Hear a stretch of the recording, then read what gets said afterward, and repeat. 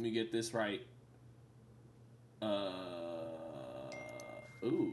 Okay, now we're good. All right, what's going on, everybody? No sound. All right, we got sound now. Hold on. Let me restart the intro. It's okay. We got some. I'm sorry, everybody. It's your man Sean Zittel holding it down, as always, with the most high-tech, elaborate, highest production value live. Not even on boxing YouTube, maybe on all of YouTube. The most highest production value, elaborate studios for the best round by round on the net. Because people still say the net, right? They don't just... Anyway. Teofimo versus Steve Claggett. Bam Rodriguez against Gallo Estrada. A handing of the torch kind of fight. Great older, Hall of Fame bound older lion.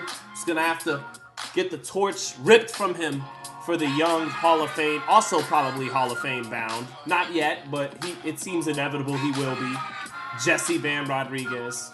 And then from Florida, Teofimo Lopez, the lineal light welterweight champion, gets a tailor-made style right in front of him. Steve Claggett, a professional for 16 years, closing in on 50 professional fights, finally getting the fight for the title. He seems overmatched. He seems made to order and tailor-made for Teofimo Lopez. Is that what we get tonight? I think so. So, doubleheader on our way now.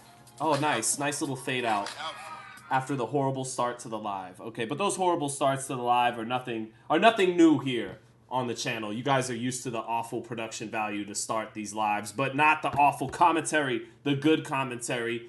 And tonight we got commentary from Florida and from Arizona. I decided not to go out to Arizona to cover tonight's fights in person. Decided to stay home with the lovely people and just do a round by round with the family upstairs.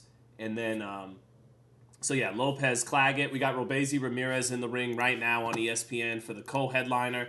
And Ramirez Ali against the undisputed champion, not undisputed champion, WBC champion Yamelith Mercado from Mexico, taking on the Brit Ramirez Ali, who receives a good bit of publicity back home in the United Kingdom.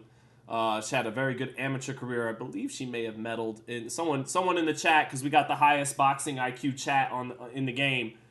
Someone let me know if Ramirez Ali medaled in 2020 or 2016. I believe she did in 2020, right? Ramirez Ali got a medal. So she got knocked out brutally in her only loss. But she's fighting for the title tonight. And Matchroom, you know, the Brits, they do love her. And so she's fighting for the WBC title right now. Ramirez, the former WBO featherweight champion, he begins round one against Bonitz here. And here we start. Robezi coming off a loss to a fighter from Mexico. Of course, Rafael Espinoza, the 6'1" featherweight champion, who has a nice clean jab to set up his combinations. Not a lot of good defense, but he was too big and too overwhelming over the course of 12 rounds for Ramirez, even though Ramirez did drop him.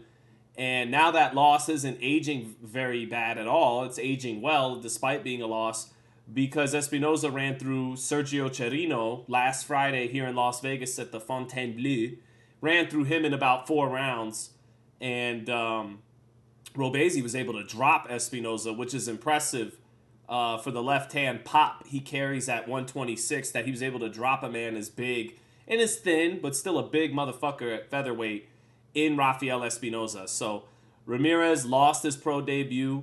He loses the title down in Florida, where he's back tonight, fighting probably in front of a good Cuban crowd. But so far, he's in control of round one against Bonitz from Mexico. Bonitz is a normal-sized featherweight, not a guy my height, fighting at 126 pounds. So in round one, Ramirez seems to have control to start this 10-round, not 12-round co-main event from Florida. Let me say what's up to some people. Jesus M, what's going on? Tay-Day says, laughing my ass off, new cut. A good laughing your ass off. Man, that haircut is so fucking dope that I'm just laughing. No, good to see you, Tay-Day. Ryan Speech says, hey, yo, what's going on, brother? You sound like Scott Hall back in the day. Hey, yo. What was it? What would he say in every town, Scott Hall? Hey, yo. And then he'd test the crowd. How would he put it, crowd? How would he put it, chat? He would test the crowd. Did your barber use their teeth for the latest haircut, Carson Murd? Very funny.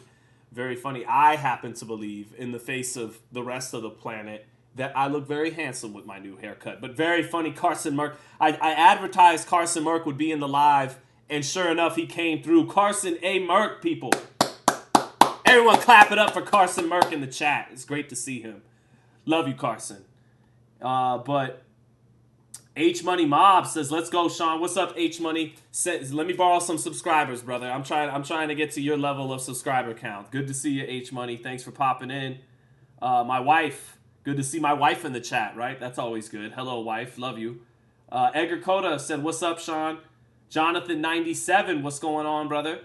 Rufus Collins. Always good to see you. Jesus M. says, "Sean, LOL, you tried to slip in that fake Nello, a.k.a. Canelo Alvarez, the undisputed super middleweight champ, is great to James Toney. But Tony says, yeah, he great in this era, which is not saying much. Laughing emojis.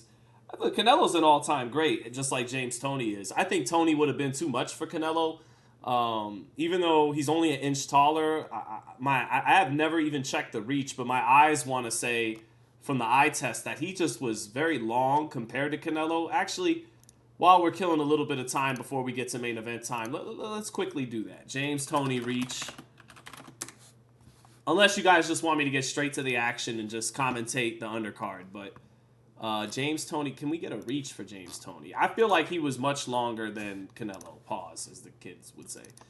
Canelo Alvarez reach. So James Toney, I'm getting a 72-inch reach. Canelo 70.5. So really not that big a deal. But I just feel like Toney would have beaten Canelo head-to-head. But Canelo actually accomplished more than James Toney, arguably overall, period. And he accomplished more than James Toney at super middleweight. Doesn't mean there's a difference between who's the better fighter and who's the more accomplished fighter sometimes. So I think Canelo's more accomplished at 68, but Toney was better. Did Bonitz go down in the last round? Let me check. Let's check this real quick. May have gotten a knockdown from Ramirez early in round 2. Checking the replay on ESPN Plus. And let me see that again. It's got a little hitch in the delay. A little pause. Or is that just the stream itself? I don't know.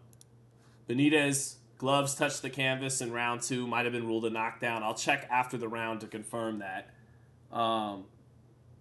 You look 23 now, Sean, says Kick Scott. Thank you so much. See, I appreciate that.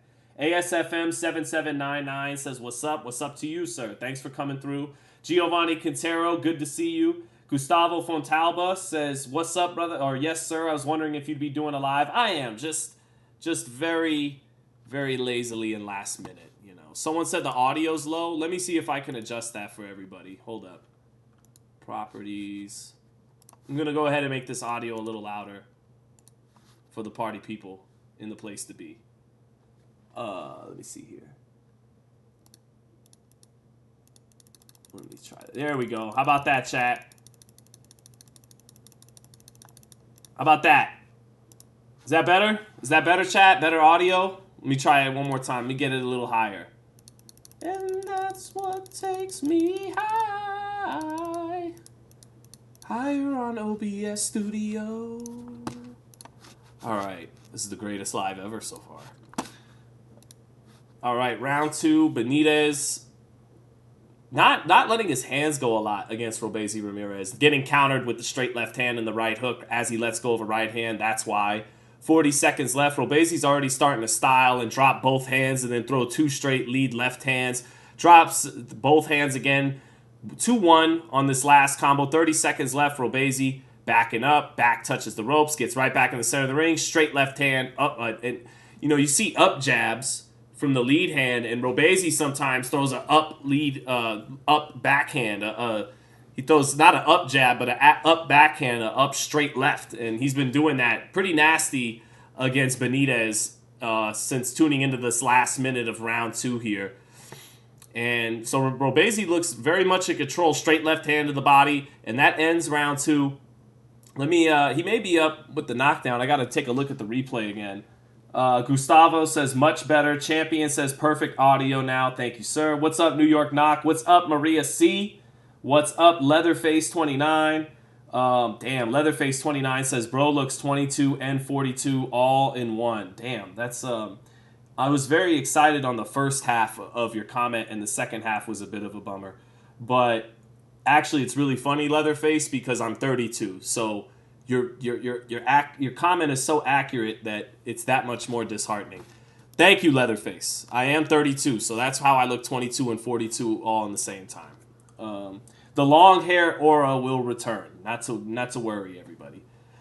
Ishmael Bermudez, thank you for the super chat to get us going. Says, let's go, champ. You look 10 years younger. Thank you, Ishmael Bermudez. I like that. 10 years younger. Let's go. 10 years younger. Fresh haircut. Yeah. This is going to be the greatest live ever. So, Nick Teat says, hey, Sean, why does everybody talk about Tank not fighting an A-level fighter but don't mention Shakur not fighting an A-level fighter? Well, Shakur did fight an A-level fighter in Valdez because that was number 1 versus number 2. It was a unification. It's for the ring belt. I know not everyone takes the ring as the Bible of boxing anymore, but I still think they hold credibility in their rankings, and I tend to agree with them. So, Gervonta, it's interesting with Gervonta. He has, at this point, you could definitely argue, built up a stronger array and assortment of names on the resume than Teo or Devin or Shakur. You know, because he's beating recognizable names. Jose Pedraza, Mario Barrios, Isaac Cruz, Ryan Garcia, Frank Martin, Leo Santa Cruz. He's beaten guys that we're familiar with, and about a half dozen of them. So there's kind of a equalizer amongst the resumes of the young guys. You got Lopez, who has lost, unlike Devin Haney now is undefeated again. He's lost, unlike Devin, Shakur, and Tank. But unlike them, he's a lineal champion in 2 divisions. Then you got... So comparing someone like Teofimo and Tank, Tank has more names on his record than Teofimo. He has about a half dozen really good names, and he's won all but one, Isaac Cruz, by knockout. Teofimo has won all his big fights, except Richard Comey, by decision. And controversial ones with Jermaine Ortiz and Sandor Martin. And he beat Lopez. But the thing is, Teofimo passed his 2 final exams, if we're treating this like school. He passed his 2 final exams without any controversy. Josh Taylor at 140, Vasyl Lomachenko at 135, the legit lineal champions of their divisions. And so technically, you know, Tank has more names on his resume than Lopez, but Lopez, unlike Tank, has been the man at 2 divisions now. Tank has never been considered the man in any division he's fought, so it's kind of an equalizer between the two of them. Tank's got more wins than Teo, and he's won them, except for Isaac Cruz, all by knockout. No controversial, nothing.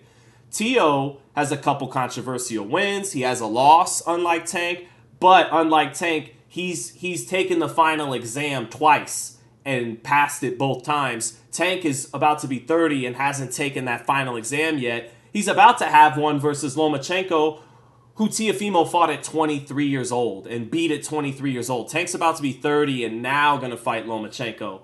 So it's a little bit of an equalizer amongst their resumes, you know. Tank has fought more names. He became a champion before these guys became championship level fighters. But he hasn't unified. Shakur's unified. Teo's unified. Devin's unified. And he hasn't been the man of his division. All 3 of those guys have. Shakur at 130, Devin at 135, Teo at 135 and 140. But they haven't been as dominant in their victories, scoring knockouts most of the time like Tank. And Tank has fought more of an assortment of recognizable names than they have, but none of them have been for the title of the division. So there you go. They got to fight each other. How about that? Isn't that a crazy idea? I come up with crazy ideas on these lives. Teo, Tank, Devin, and Shakur should fight each other to find out who's the best, instead of us all picking a new one to dick ride every other week and argue for or against them. These are the crazy ideas we come up with in the elaborate, high-tech, illustrious studios here in the basement of SZ's house. So Yes, now Robesi Ramirez still in control of the fight, but Bonitz has closed the gap a little bit big. Oh, man. He is getting touched up even in close quarters by Robesi Ramirez. So let me see. Brick Alter says, you really know your boxing. Very refreshing. You remind me of one of the graffiti artists from Wild Style. Still doing this shit like dude from Wild Style. That's a common line from the song Thelonious on Like Water for Chocolate. I never saw Wild Style. I know about Turbo. I know someone dies and it's sad. It's sad. Sad hood movie, as Hood's Prim Cinema would say. I've been watching that channel a lot. It's very funny. In case you can't notice, I'd rather kick it and kind of talk until we get to main event time for the round by round. Robesi Ramirez is in control. He's touching up Bonitz, who's being a tough Mexican fighter, trying to close the distance more and more as the fight goes on in his high guard. But he's outgunned in skill and talent by Ramirez, who's picking him off as he comes forward. Haven't been focused too much on the Ramala Ali card. I'll check back in a moment. And let me see. I got a super chat from Matt. But what's up, Worm? Big 56. Great to see you, Worm. Thank you for coming in. What's up, Zero? Zero says howdy, Sean. Let's see. David Bedford. What's good, David Bedford? What's good, Raider Reaper? The boxing channel. What's going on? So I got a super chat from my man, Matt Borgenson. Matt, the big baller Borgenson. Always dropping that money. Says, I have two takes on these upcoming fights. I think we'll have another stinker with Teo. And I think Estrada stops and outboxes Bam. Bam is overrated. Oof. That's a hot take, Matt Borgenson. I don't see it that way. Maybe you think some of Bam's angles and footwork is kind of gimmicky or it's embellished. Sometimes kind of like Boots Ennis will shoulder roll with a little bit too much spice on it, let's say, and it's like you could have been more efficient cutting some of the fat off of that movement, if you know what I mean, I guess. And maybe you feel that way about Bam Rodriguez. Maybe you feel like some of the extraordinary footwork at times is more flashy than it is substantial. I don't quite feel that way at all. I think Bam is the goods. I have seen him look flat before, like in late 2022 when he fought on the Canelo Golovkin 3 undercard. He didn't look great there. But I think that Bam is the real deal. I think he's the heir apparent to the Chocolatitos and the Ricardo Lopez's and all the great pound-for-pound elite lower weight class fighters. I think he's the new Don, the new Capo de Tutacapi of those flyweight divisions. And I think he beats Estrada in a war, probably 116, 112, 117, 111. That's my pick for the night. I think Bam decisively beats Estrada in a war, in a fantastic fight. And I think that torch from the older lion gets passed to the younger lion, deservedly so.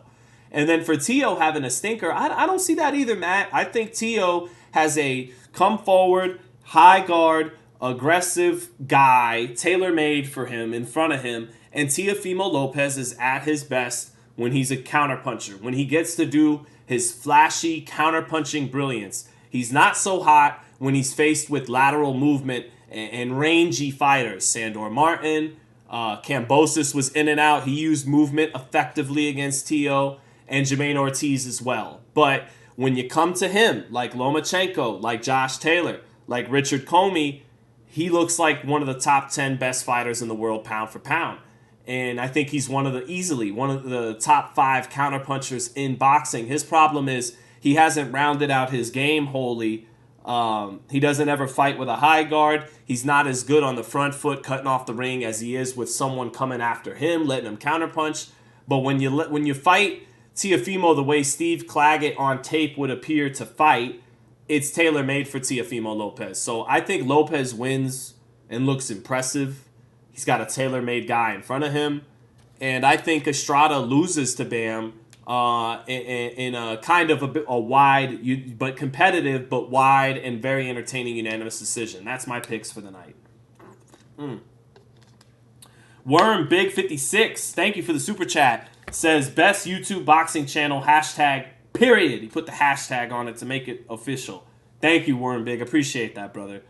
Matt Borgenson hits me with a super chat.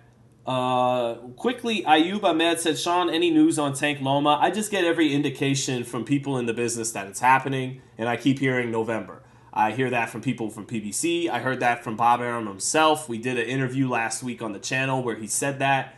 So I believe Tank and Loma will be a go. But to get to Matt Borgerson, he said, I'd like to see your arguments as to why Bam is as good as people say. He has fought fighters out of their prime. You could argue that tonight. Plus, fought Sonny Pillow Hands. Well, that's the trajectory of most... That was traditionally the trajectory of a great fighter, was you feast on the carcasses of the aging greats around you. De La Hoya against Whitaker. De La Hoya against Chavez.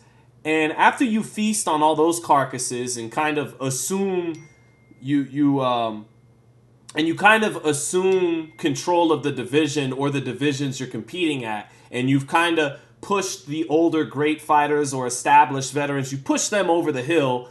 Now we get to the real meat and potatoes of your career, which is proving yourself against your era, right? That's kind of what I think Tank and Loma is Tank is going to finally push Lomachenko over the hill, and that'll be a very good win and all. We'll point out that Loma was 36 years old. Hey, good win, but Loma is 36, and the true final proving ground is the guys in their prime at their peak in your era. Shakur, Devin, Tio, etc. And so Bam, you bring up a fair point. You know, Swissaket, Soren Visai, aging, definitely. Carlos Cuadras, definitely had seen better days. Sonny Edwards is a good win. You pointed out his one major flaw. He doesn't punch hard. He's a very good boxer. It's a good win. It's not a all-time amazing, hey, put him in Canastota tomorrow kind of win, but it's a very good win against an undefeated, cocky, good boxer in Sonny Edwards. Unification, I think, or he at least took his IBF belt. So good win there. So you got a nice in his prime win, not a great in his prime, but a nice in his prime undefeated win against Edwards to throw on top of the heap of big wins over aging veteran champions. Tonight's another aging veteran champion. I don't think Gallo Estrada is the same, fighter he was a few years ago, but he's still pretty good, and I think Bam will beat him. And then we'll get to the real, Kazuto Ioka, Junto Nakatani. I think Junto Nakatani at 118, that would be tremendous. I don't know who else, because you got another aging great in Chocolatito, but they seem to respect each other to a point that Bam doesn't want to fight an aged out Chocolatito. But, I just think Bam has great footwork and angles. He's a very good puncher. He's not a knockout artist, but he hits hard in these flyweight divisions. Good speed, great footwork. He's decently active. He's not fighting once a year like some other guys on the pound-for-pound list. And he, he's got a little bit of the footwork like the Ukrainians, but he punches hard like a Mexican, just to be kind of ignorant and half joking and half serious about it. And I just think he's the goods, man. And I think he beats Estrada tonight. That'll be another, like you described, the aging champion. And I do want to see how he'd hold up against tall-ass, big left hand Junto Nakatani and some others, but I think Bam is legit, man. He's if not a pound for pound top 10, right there on the fringes of it.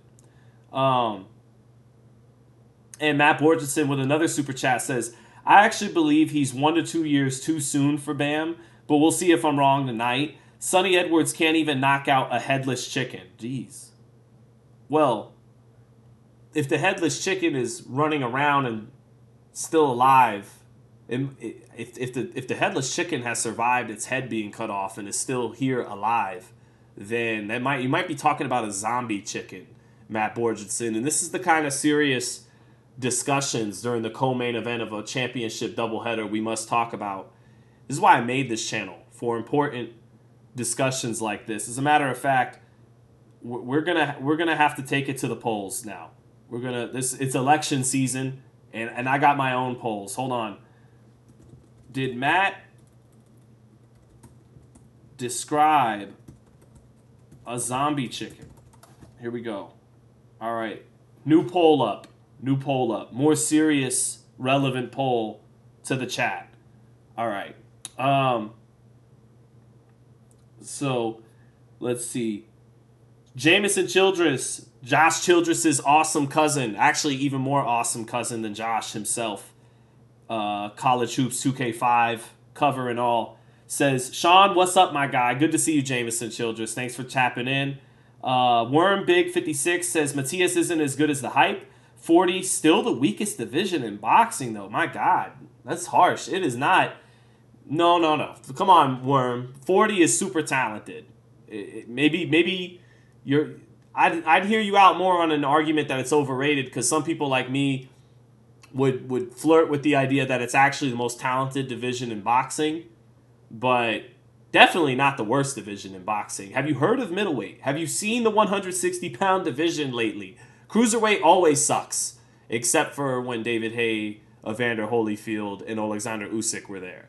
But cruiserweight sucks so much on average, and I say this with all respect to all the cruiserweight champions in the world, just being funny, that Jake Paul may actually get to fight for a title at some point at cruiserweight.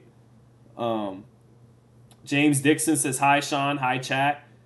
Matt Borgerson hits us up with the super chat. Again, thank you, Matt. It says, the weakest division in boxing is 160. That was where my mind first went to immediately. How do you KO a headless chicken? Go to the body, says Keith 11. See, Keith is the high IQ chat I'm always talking about.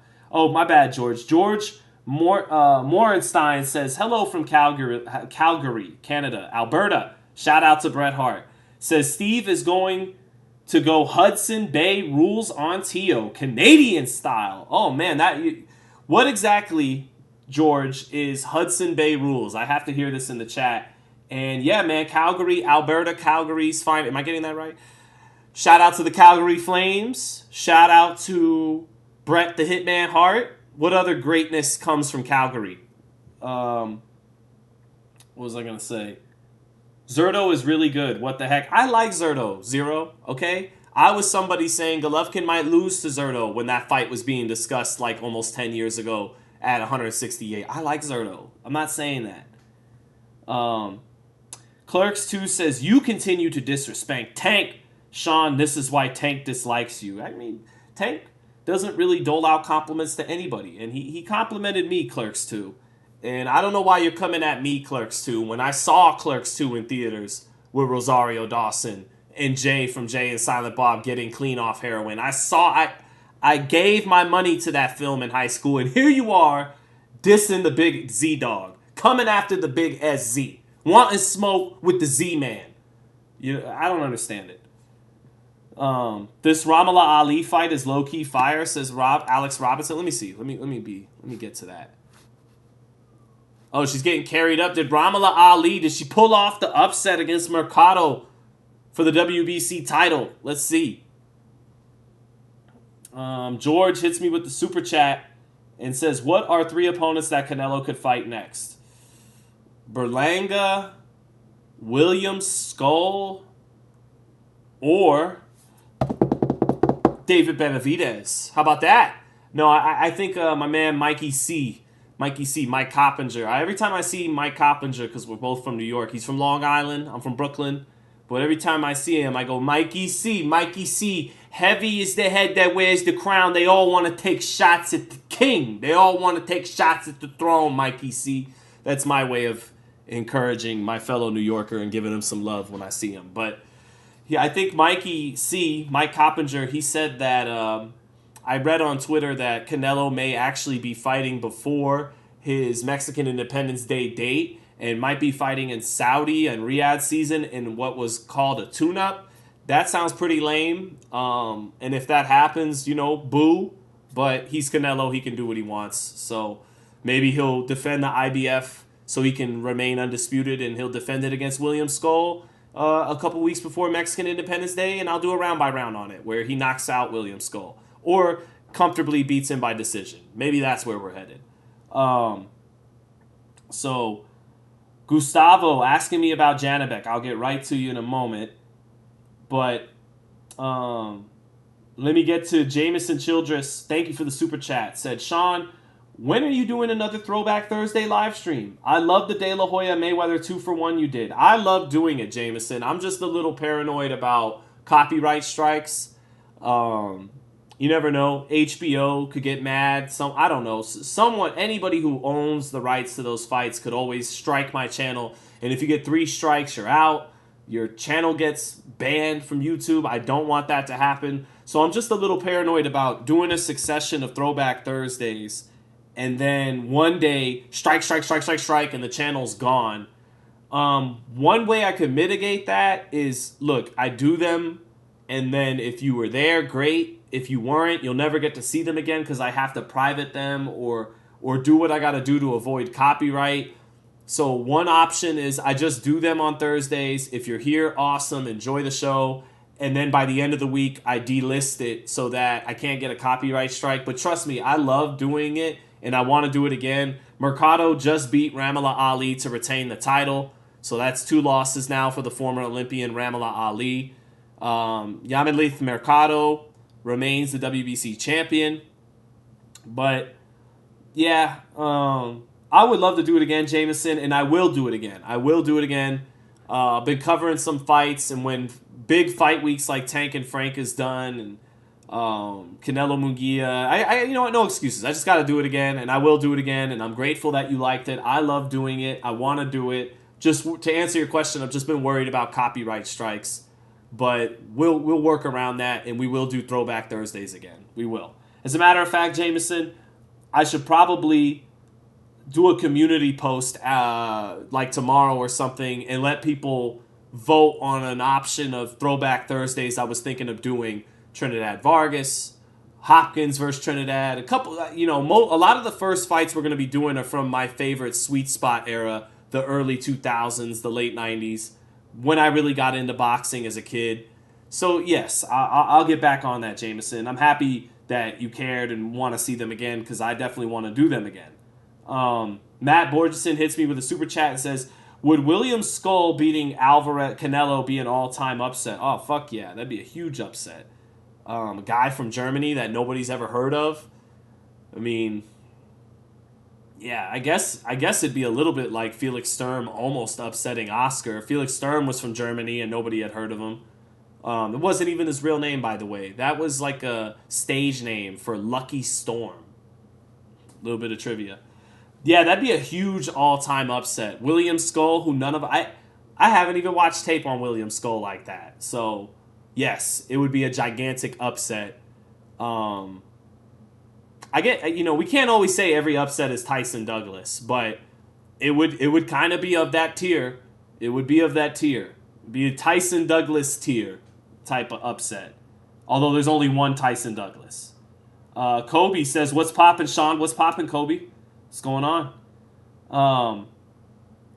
Worm, Big 56 says, there's no gangsters at 40, though. Love you, bro. Much love back to you, Worm.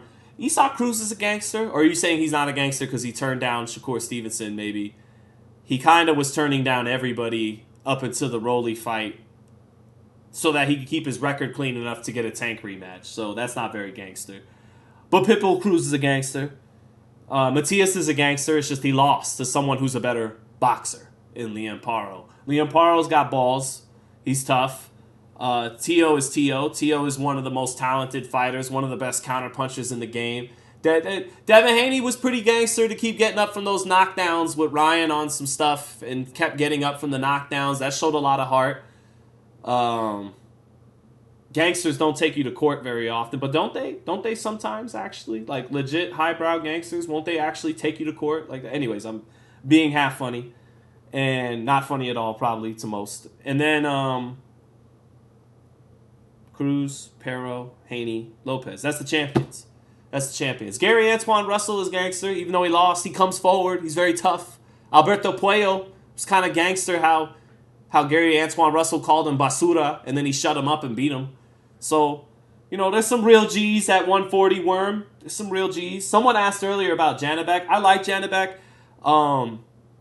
Janibek is the favorite over the field right now. I think he's the toughest out at middleweight. I'd give him an edge over Adames because in order to beat Janibek, you got to do what Denzel Bentley did a few fights ago. You got to get in mid to close range, get in his chest a little bit, and get inside his long range straight left hand game and all the feints he does with the lead hand and all the trickery he does and positioning and feigning and measuring with the lead hand, and then he's a wizard with the backhand with the left hand, and he's at his best at long range, and he's tricky and crafty out there.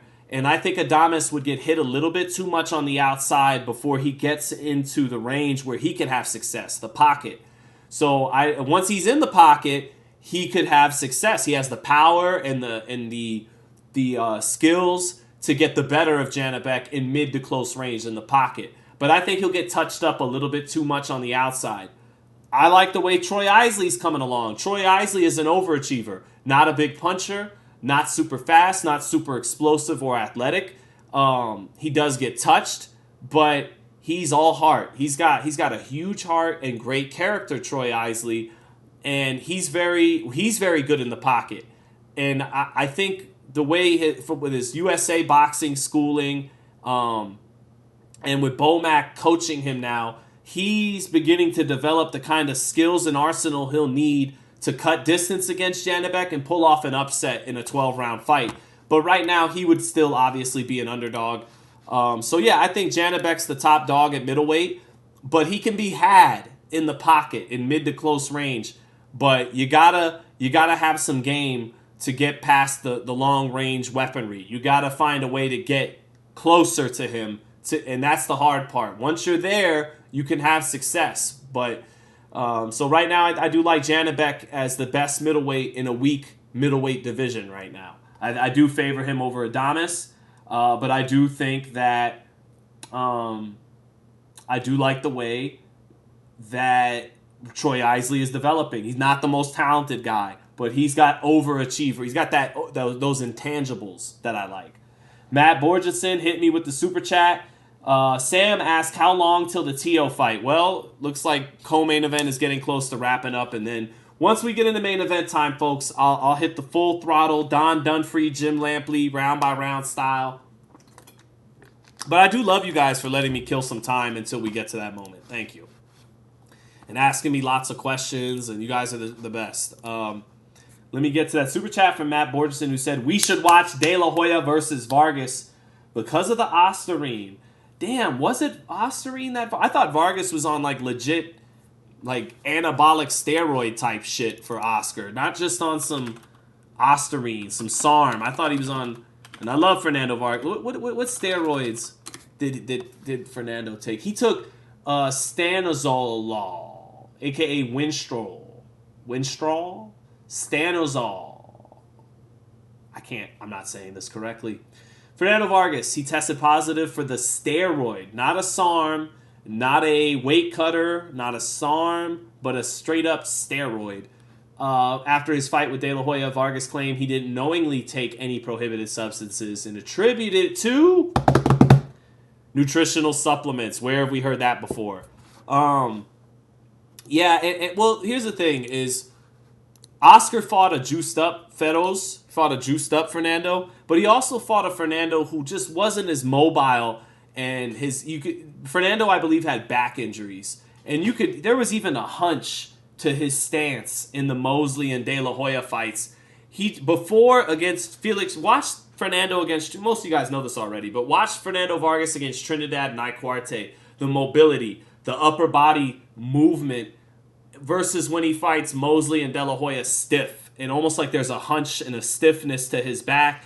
Hand speed not the same, mobility not the same. So yes, Oscar knocked out a juiced up Fernando Vargas, but Felix Trinidad overall, period, beat a better Fernando Vargas. So the real Fernando Vargas was everything up until the Trinidad fight. And he had some nice performances after that, especially if he fought a guy a couple of levels down, like he did in 03. Who was that? Fitz Vanderpool, I think it might have been. Yeah, I think he fought Fitz Vanderpool in 03. Beautiful performance against an overmatched fighter. I love beautiful performances against overmatched fighters. That's kind of the deal when you fight an overmatched fighter, is you better offer up some performance art. It better be like a concert. And that's exactly what Teofimo Lopez has to do tonight with Steve Claggett. He has to deliver some performance art. He has to make a concert out of it, a showcase. And I think he will. Last time he had this kind of guy in front of him was Pedro Campa in his first fight at 140. First 2 rounds a little shaky, and then he dazzled and razzled and looked great until stopping him in the 7th. That's basically what I expect with Claggett. Titus says, make me a moderator, champ. I got your back. I do got to find... How do I do that? How do I do that? Add as moderator. You know what, Titus? Go for it, brother. All yours. There we go. Bam. You are now a moderator for the chat, Titus. Ask and you shall receive. Alex Robinson said, Robezi Espinoza will be a legendary trilogy. Well, thank you for the super chat, Alex. I'm not sold on that take because the old saying is, someone corrected me and said it's actually 30%, but I want to say the old phrase is you get 50% better as a champion once you become champion. I saw traces of that from Espinoza last Friday at the Fontainebleau. I saw that. I saw a better version of Espinoza, and I don't think so, man. I think it could be a little bit like Navarrete and Isaac Dogbe. Dogbe much smaller than Navarrete and was just too small. And that might be the case with Robezi. Robezi could still walk Espinoza into counterpunches, but I think Espinoza is a rising tide at featherweight. I think at lightweight, maybe even 130, with his lack of defense, it's going to cost him more. But at 26, he's just so big and formidable. I think it gets worse for Robezi Ramirez in a rematch with Espinoza. Ramirez likes to slow things down and pop shot with the left hand. Very good at that. Espinoza speeds things up, and because he's so tall, you try to slow things down and pop shot him and reset at a range, and the guy takes 1 or 2 steps and he's right back on top of you because you're in range to be hit again because he's so tall. So I think Espinoza, Frank Gore is at the fight in Florida. Shout out to Frank Gore. Frank Gore's my man, believe it or not. Niners, stand up. Niner Nation, stand up. Frank Gore's my man. And we've actually chopped it up at some fights. That was awesome for me. Anyways, yeah, I don't think so, man. I don't think so, Alex Robinson. I think Espinoza would maybe stop Ramirez in a rematch instead of Ramirez reversing the first fight and then we get a trilogy. That's just me. Riddick Bowe's ringside. Xander Zayas is ringside. I got another super chat from Suavi04. Suavi, forgive me. 04. Who you got? Morrell versus Benavidez right now. Ooh, I think if both guys reach all their potential, and I've never made it shy on this channel that I love me some David Benavidez. I think Morrell projects to be the better fighter because of his feet. I think Morrell holds a lot of the dimensions Benavidez does. He's very big, he has fast hands, and he punches very hard.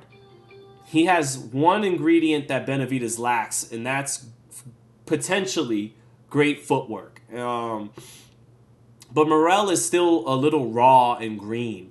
He still is fighting off of his athleticism and sometimes winning fights off his athleticism as much as he is his skills. So if they were to fight right now, he might be too green for Benavidez. And Benavidez, having went 12 rounds in championship fights like Plant, like Vazdik, having fought much better fighters and developing his skills more than Morrell has, I think Benavidez might beat him right now if they were to fight. But I think if both guys... Morrell's got to chill on getting drunk at all the fights. I've seen Morrell sauced at a half dozen... getting close to 10 fights now in Las Vegas. Every time I see him at a big fight in Vegas, he's drunk. That's not good. I've seen Benavidez drunk at a big fight, smaller fight, back in April. He wound up apologizing for it because he understands the standards of excellence he is held to as a potentially great young fighter. Morrell, good on him for not being down. If David moved to Florida, first time we see him out of Florida, he's drunk at the Hitchens fight. Haven't seen him like that since. Morrell dodged Florida. A lot of Cubans coming from Cuba got caught up in the nightlife of Florida, southern Florida. He bypasses it, goes to Minnesota. Good for him. I see him a little too sauced at the fights. He's got to get that in check. It could catch up with you. But I think, although I know great fighters, Fury did drugs and coke and alcohol. Sugar Ray Leonard and Duran and all those four kings, except maybe Hagler, they partied and still did great. So, I don't mean to pick on him about his personal lifestyle choices or whatever, but it's something that makes me concerned for him a little bit. Anyways, to answer your question, if they both squeeze every bit of talent out of themselves, Morrell holds a dimension that Benavidez does not have in the footwork department. So I think Morrell can project to be the better fighter. But we know Benavidez has a chin. We know Benavidez loves to fight. We know Benavidez can respond to losing rounds, to adversity. Those are all questions a prospect. It's still really more of a prospect than Morrell hasn't answered yet, even though he's a world champ. I know he's got that WBA regular strap or whatever. But yeah, I think right now you'd probably have to give the edge to Benavidez. He's closer to being a finished product. Morrell is still green. If Morrell gets every bit out of his talent, he should be better than Benavidez. So thank you for the super chat.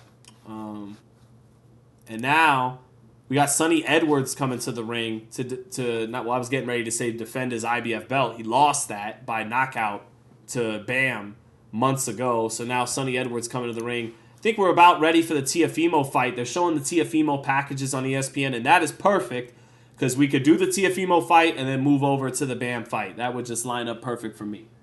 L says it worked for Ryan, right? Well, it seemingly did until it actually got taken away in the end. Last random question for you. Thank you again, Jameson Childress, for the super chat. It says, what's the deepest comparisons and contrasts between the 70s heavyweight division and the 90s heavyweights? Well, for the most part, the 70s, the reason why the 70s has aged better than the 90s, and I'm happy you asked about both, Jameson, because those are I think that's most of our two favorite eras of heavyweight boxing. Joe Louis was great, but the talent pool in the 40s wasn't what it was in the 70s or the 90s. Larry Holmes was great.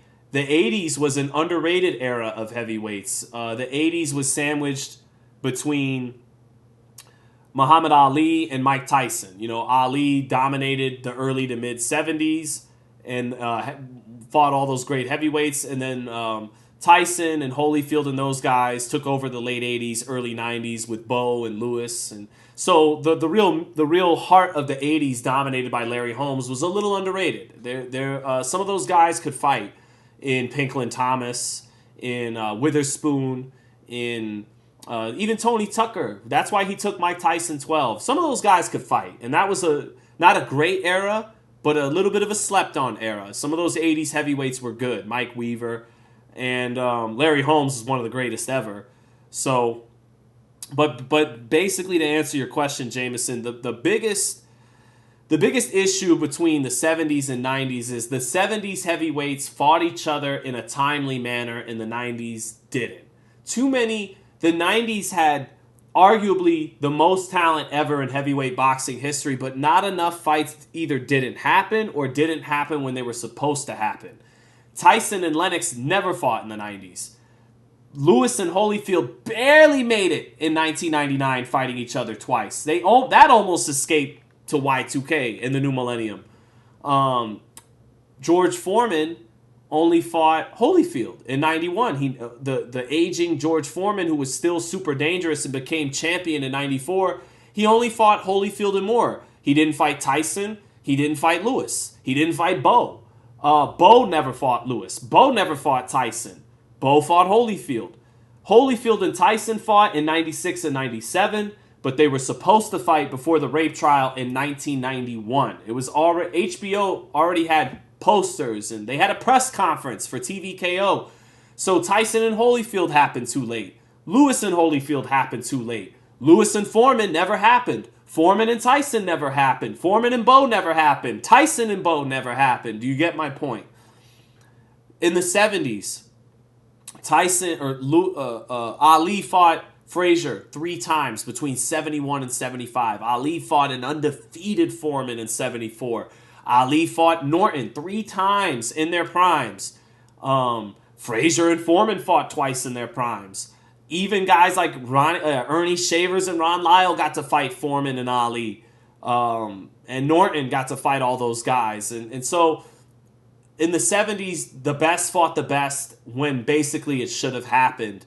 In the 90s, they either didn't happen or it happened too late, which is a shame because you could easily argue the 1990s was the deepest era in heavyweight boxing history. So we lost about 20 people talking about heavyweight boxing from the 90s, but we got to do what we got to do. New Age of Heroes. Shout out to a New Age of Heroes because it reminds me of Marvel vs. Capcom 2. Johnny Boy Boxing says, Sean, what's up, bro? Subscribers going up. Congratulations. I appreciate that. So, yeah, there you go. ASFM says, I think the 50s is slept on when you have Jersey Joe, who was great, kind of one of the originators of the shoulder roll. Ezra Charles, all-time great, was small, coming up from middleweight. And Rocky Marciano, hey, forget about it. The only undefeated heavyweight champion like ever. Forget about it. Of course. 50, that's a good call. Floyd versus Bud. I got Floyd. Floyd, look, as great as Bud is, no one's made it the distance with him since Barack Obama was president. No one has ever, it turns out no one will have ever made it the distance with Terrence Crawford at welterweight. He won every single fight he ever had as a welterweight by knockout. So salute to Bud. All that said, I'd give the edge to Floyd because Floyd's athletic gifts were on another plane even from a great guy like Bud Crawford. Floyd's reflexes and hand speed was just too much for even Crawford. I'd have picked Floyd in a very competitive decision, like 115, 113, 116, 112, maybe even 117, 111, in that range.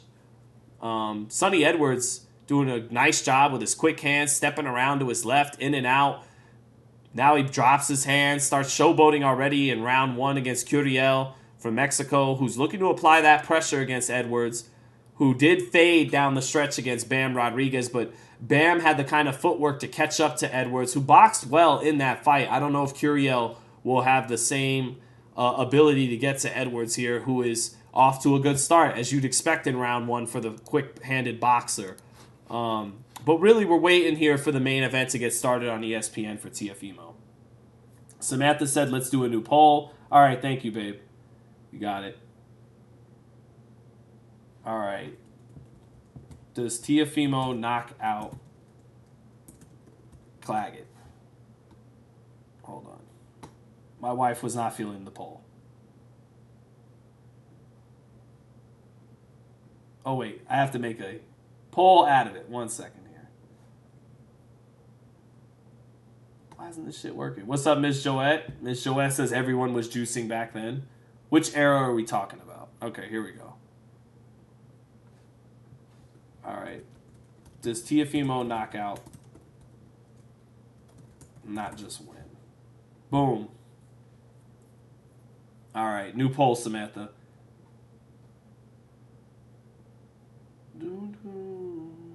Almost. All right. Man, ESPN is taking forever to get Teofimo's fight started. I'd really like to watch it. Let's see. Sonny Edwards finishing up round one against Curiel. And that just looks like it's a matter of can Curiel get to him, slow him down. Sonny is standing in between rounds. He definitely won round one from what I was watching. But I'm ready to call this Teofimo fight. Let's get going here, Top Rank. Come on, ESPN. By the way, the end of that, most of you voted that Matt described a zombie chicken. So, very important stuff. Gustavo says, are you seeing Sonny's performance in round one? Well, let's see. Let me flip over and catch the action in round one. Highlights of him stepping over to the left, getting lead foot positioning, stepping back over to the right, up jab. It's getting blocked by Curiel. And Curiel just trying to close that distance on Sonny. We'll go ahead and flip over to the Sonny Edwards fight for round two. I'll do a little commentary for that. Here we go. Sonny Edwards starting off southpaw, likes to switch a lot. Shoots the up jab, steps over to his left, got both hands picked up, catches a left hook to the body, but Curiel Closing distance. Now Curiel gets that left hook to the body and throwing it at mid-range and not waiting until he gets all the way close to Edwards to let it go. Edwards letting his up jab go, but getting it blocked by Curiel, who's closing that distance in the high guard. Edwards hooks off the jab and ties Curiel up back into the center of the ring. Referee breaks him apart, and they're in the center of the ring now, about 30 seconds into this second round. Edwards lets go of a right hook to the body, and Curiel laughs at him as if to say that felt like a slap. But Edwards did get in that right hook to the body off the jab. Curiel applying pressure, making Edwards' back touch the ropes, but Edwards using lateral movement to get out of there. Now Curiel cuts off the ring and kind of squares up to throw a right hook to the body with Edwards along the ropes. Edwards switching orthodox, switching back southpaw. He's got the old Jake Paul going on. One black glove, one white glove. Curiel catching the 2-1 on the high guard, catching the jab on the high guard. Edwards using a lot of energy and excessive movement, a little bit of nervous energy. He clinches Curiel, and Curiel banging away with his right hand in the clinch. Referee breaks him apart. And I think that's Mark Nelson. We had him on the Porterway podcast a couple weeks ago, so shout out to Mark. Edwards getting a lot of his work caught on the high guard of Curiel, who is being consistent, applying pressure, not able to run his hands very much in the center of the ring, but is looking to drive Edwards to the ropes repeatedly, get to that body, and Curiel throwing a sweeping right hand to the body. Edwards on his bike, using a lot of movement, keeping the fight in the center of the ring, keeping his back off the ropes, but a lot of his work being caught by the high guard of Curiel right now. Minute left in the second round. Edwards with an advantage by getting off first and then moving out of the way, but getting a lot of his punches blocked right now. Now he gets backed up on the ropes, tries a counter, catch and shoot right uppercut. Curiel blocking that, but Curiel also getting his body work caught on the elbows by Edwards. Ties up. 42 seconds left in the second round. Edwards, southpaw again, exchanges for a second there and then gets out of harm's way. Neither guy landing too clean here in the second round. Curiel applying a lot of pressure. Edwards taunting and saying, come on, hit me. Gets his left hook blocked. Gets his up jab blocked. Edwards not staying in front of Curiel. Not staying in front of Curiel at all. Curiel getting off 2 body shots on the ropes. Edwards staying on the ropes. Eats another right hand to the body. Backs away. Isn't sitting down on his punches or shooting his jab hard. Now Edwards does an ole and waves to the crowd. And he may have won that round too. I gave it to him, but it wasn't that effective. A lot of excessive movement. Good up jab near the end of the round. But a lot of his work got caught on the high guard by Curiel, who wasn't able to run his hands too much. That hand speed and movement handcuffed him a little bit. But I thought Edwards won that round, but he better be able to maintain that level of movement. He could gas out. All right, Teofimo Steve Claggett. Let's go. Steve Claggett in the ring. 35 years old. 38 wins. 7 losses. 2 knockouts. A little bit of pop. 26 knockouts and 38 wins. He does put his punches together in combination. Only a plus 600 underdog by ESPN. You'd think he'd be more like plus, 1,800 something or something. Yeah, 1,800, 18-1. Only a 6-1 underdog. That's a bit more narrow. And Lopez, the lineal light welterweight champion, about to get introduced now. Teofimo's got the sharp tuxedo on, kind of channeling Roy Jones, who was from Florida as well. Teo, 5'8", still only 26 years old, 20-1, 20 wins, 1 loss, 13 knockouts. For some reason, ESPN has him showing Spain as his nationality when he is not Spanish. He is Honduran from America, from Brooklyn, New York. Shout out to Bucktown. And, yep, he's got his nice little bow tie. He's got his suit on. A little bit reminiscent of Roy Jones, who would wear a tuxedo, also from Florida. Spits in his bucket. And Lopez got a good sweat worked up, not coming into the ring dry. And has a business-like demeanor about him. Knows he's got to take care of Claggett.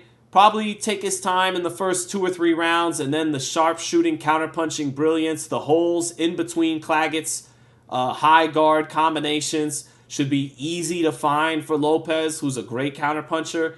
This is the style that's tailor-made for him. If he doesn't look really good tonight, it's a disappointment. So we're about to start round 1. Both fighters set to get into the center of the ring and touch gloves here.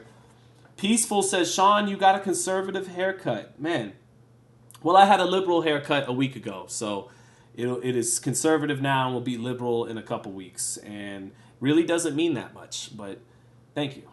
All right, my wife said it's time for a knockout in regards to Teofimo Lopez. Here we go. Both fighters touch gloves, and we're set to start round 1 for the legitimate and lineal light welterweight, super lightweight, whichever way you prefer it. The championship of the world, Teofimo Lopez, the title he took off Josh Taylor, and he's defending that title against who we think is the overmatched Steve Claggett. Claggett starting off in the high guard as expected. 2 jabs, and he's on the front foot. Lopez moving out to his left. Lopez shooting that up jab. He likes to shoot his jab, usually from the hip. And Claggett trying to apply pressure right away with his left hook. Coming forward, he's touching Lopez with his lead hand a little bit to start this fight. Lopez, lead hand low, shoulder rolling immediately. Shoots off a left hook right hand. Claggett catching it on the high guard. Claggett landing his jab, touching Lopez a little bit with the lead hand in round 1. Lopez spinning out into the center of the ring, touching the high guard of Claggett. Now Lopez lands his up jab in between the high guard of Claggett. Claggett getting Lopez near the ropes, trying to work his hands a little bit. Nothing too effective there. Lopez off the ropes, lead hand low, up jab from the hip for Lopez. Now Claggett closes distance, works his jab to the chest of Lopez. Lopez is on the ropes, touches with a left hook, and gets out of there. Claggett applying a lot of pressure. Good sharp jab to the midsection by Claggett and a little bit of a right hand to the midsection, but back comes Teo with a straight right hand. They trade jabs. Teo knocking up Claggett's head with a jab early. Claggett applying a lot of pressure and catching on the high guard as he backs Teo up into the corner and to the ropes. Double, triple, 3-4 jabs by Claggett, followed up by a right hand and a left hook to the body by Claggett. Gets countered with a straight right hand. Lopez lets go of a left hook off the ropes, but Claggett is getting some decent work done with his jab. Straight right hand by Claggett, pinning Lopez against the ropes. Lopez doing a little bit of the shoulder roll against the ropes, gets his way off the ropes, and can't find the range right now against the pressure of Claggett, who is smothering him a little bit here in round 1. A little bit over a minute left in the first round. Competitive round by the challenger. Claggett coming in, high guard, applying pressure. Doubling, tripling the jab, touching Lopez and throwing a little awkward right hand up top into the body at times and catching Lopez's left hooks on the high guard. Claggett winning this round 1, backing Lopez into the corner again in a straight right hand. It's not very straight and sharp. It's a little bit of a curve to it, but Claggett is being effective in round 1. Now he gets countered with a straight right hand, but Lopez not with his weight behind his punches because Claggett is making him throw get-off-me punches a little bit with his pressure. Now a good left hook to the body by Lopez as he backs Claggett off of him a little bit, shoves him off and goes with the left hook to the body in the center of the ring. But Claggett is on top of Lopez and applying lots of pressure. Lopez shoots a 1-2-1-2, but Claggett gets underneath it, back on Lopez with the jab. Lopez with a little left hook to the body, sweeping right hand to the body, trying to punch in between Claggett's work. Claggett continues to apply lots of pressure in round 1 out of the high guard.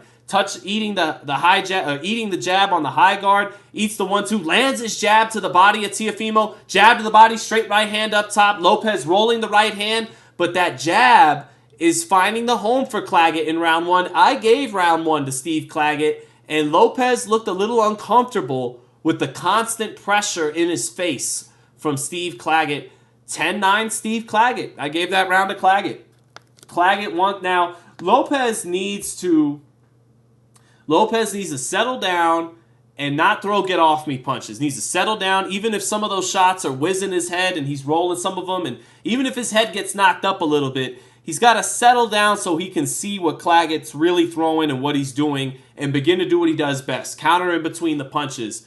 Because he didn't fight a good fight in round 1. Claggett sped him up, made him work when he didn't want to work, and his jab was effective to the head, to the body, doubling, tripling, quadrupling it up, and throwing this weird right hand, not throwing a straight, sharp, stinging right hand, but kind of putting a little, not throwing a sweeping right hand, not throwing a right hook, not throwing an overhand, but just putting a little bit of a funky trajectory on his straight right hand a few times off his jab. Most punches landed in a 10-round fight. Steve Claggett is 5th in history with 512 in one of his previous fights.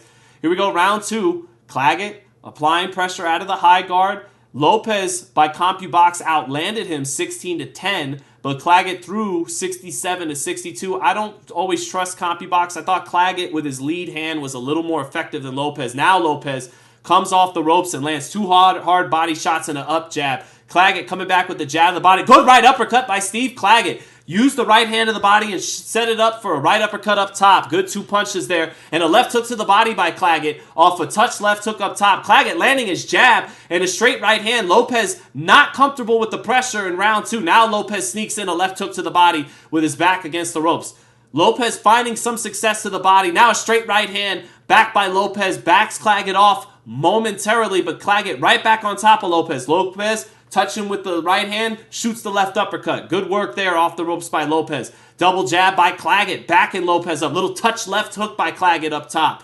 Lopez gets his left hook blocked. Claggett outworking Teo on the inside, but Teo beginning to settle down, like I said, and find openings, getting touched up, but Lopez settling down in there. Tries a sweeping right hand off the jab. Lopez getting touched on the corner. Head getting bopped up by some of the work by Claggett, who's not sitting down on anything, just letting his hands go with Lopez against the ropes. Claggett letting go with 3 or 4 body shots. Eats a left hook to the body in between those shots.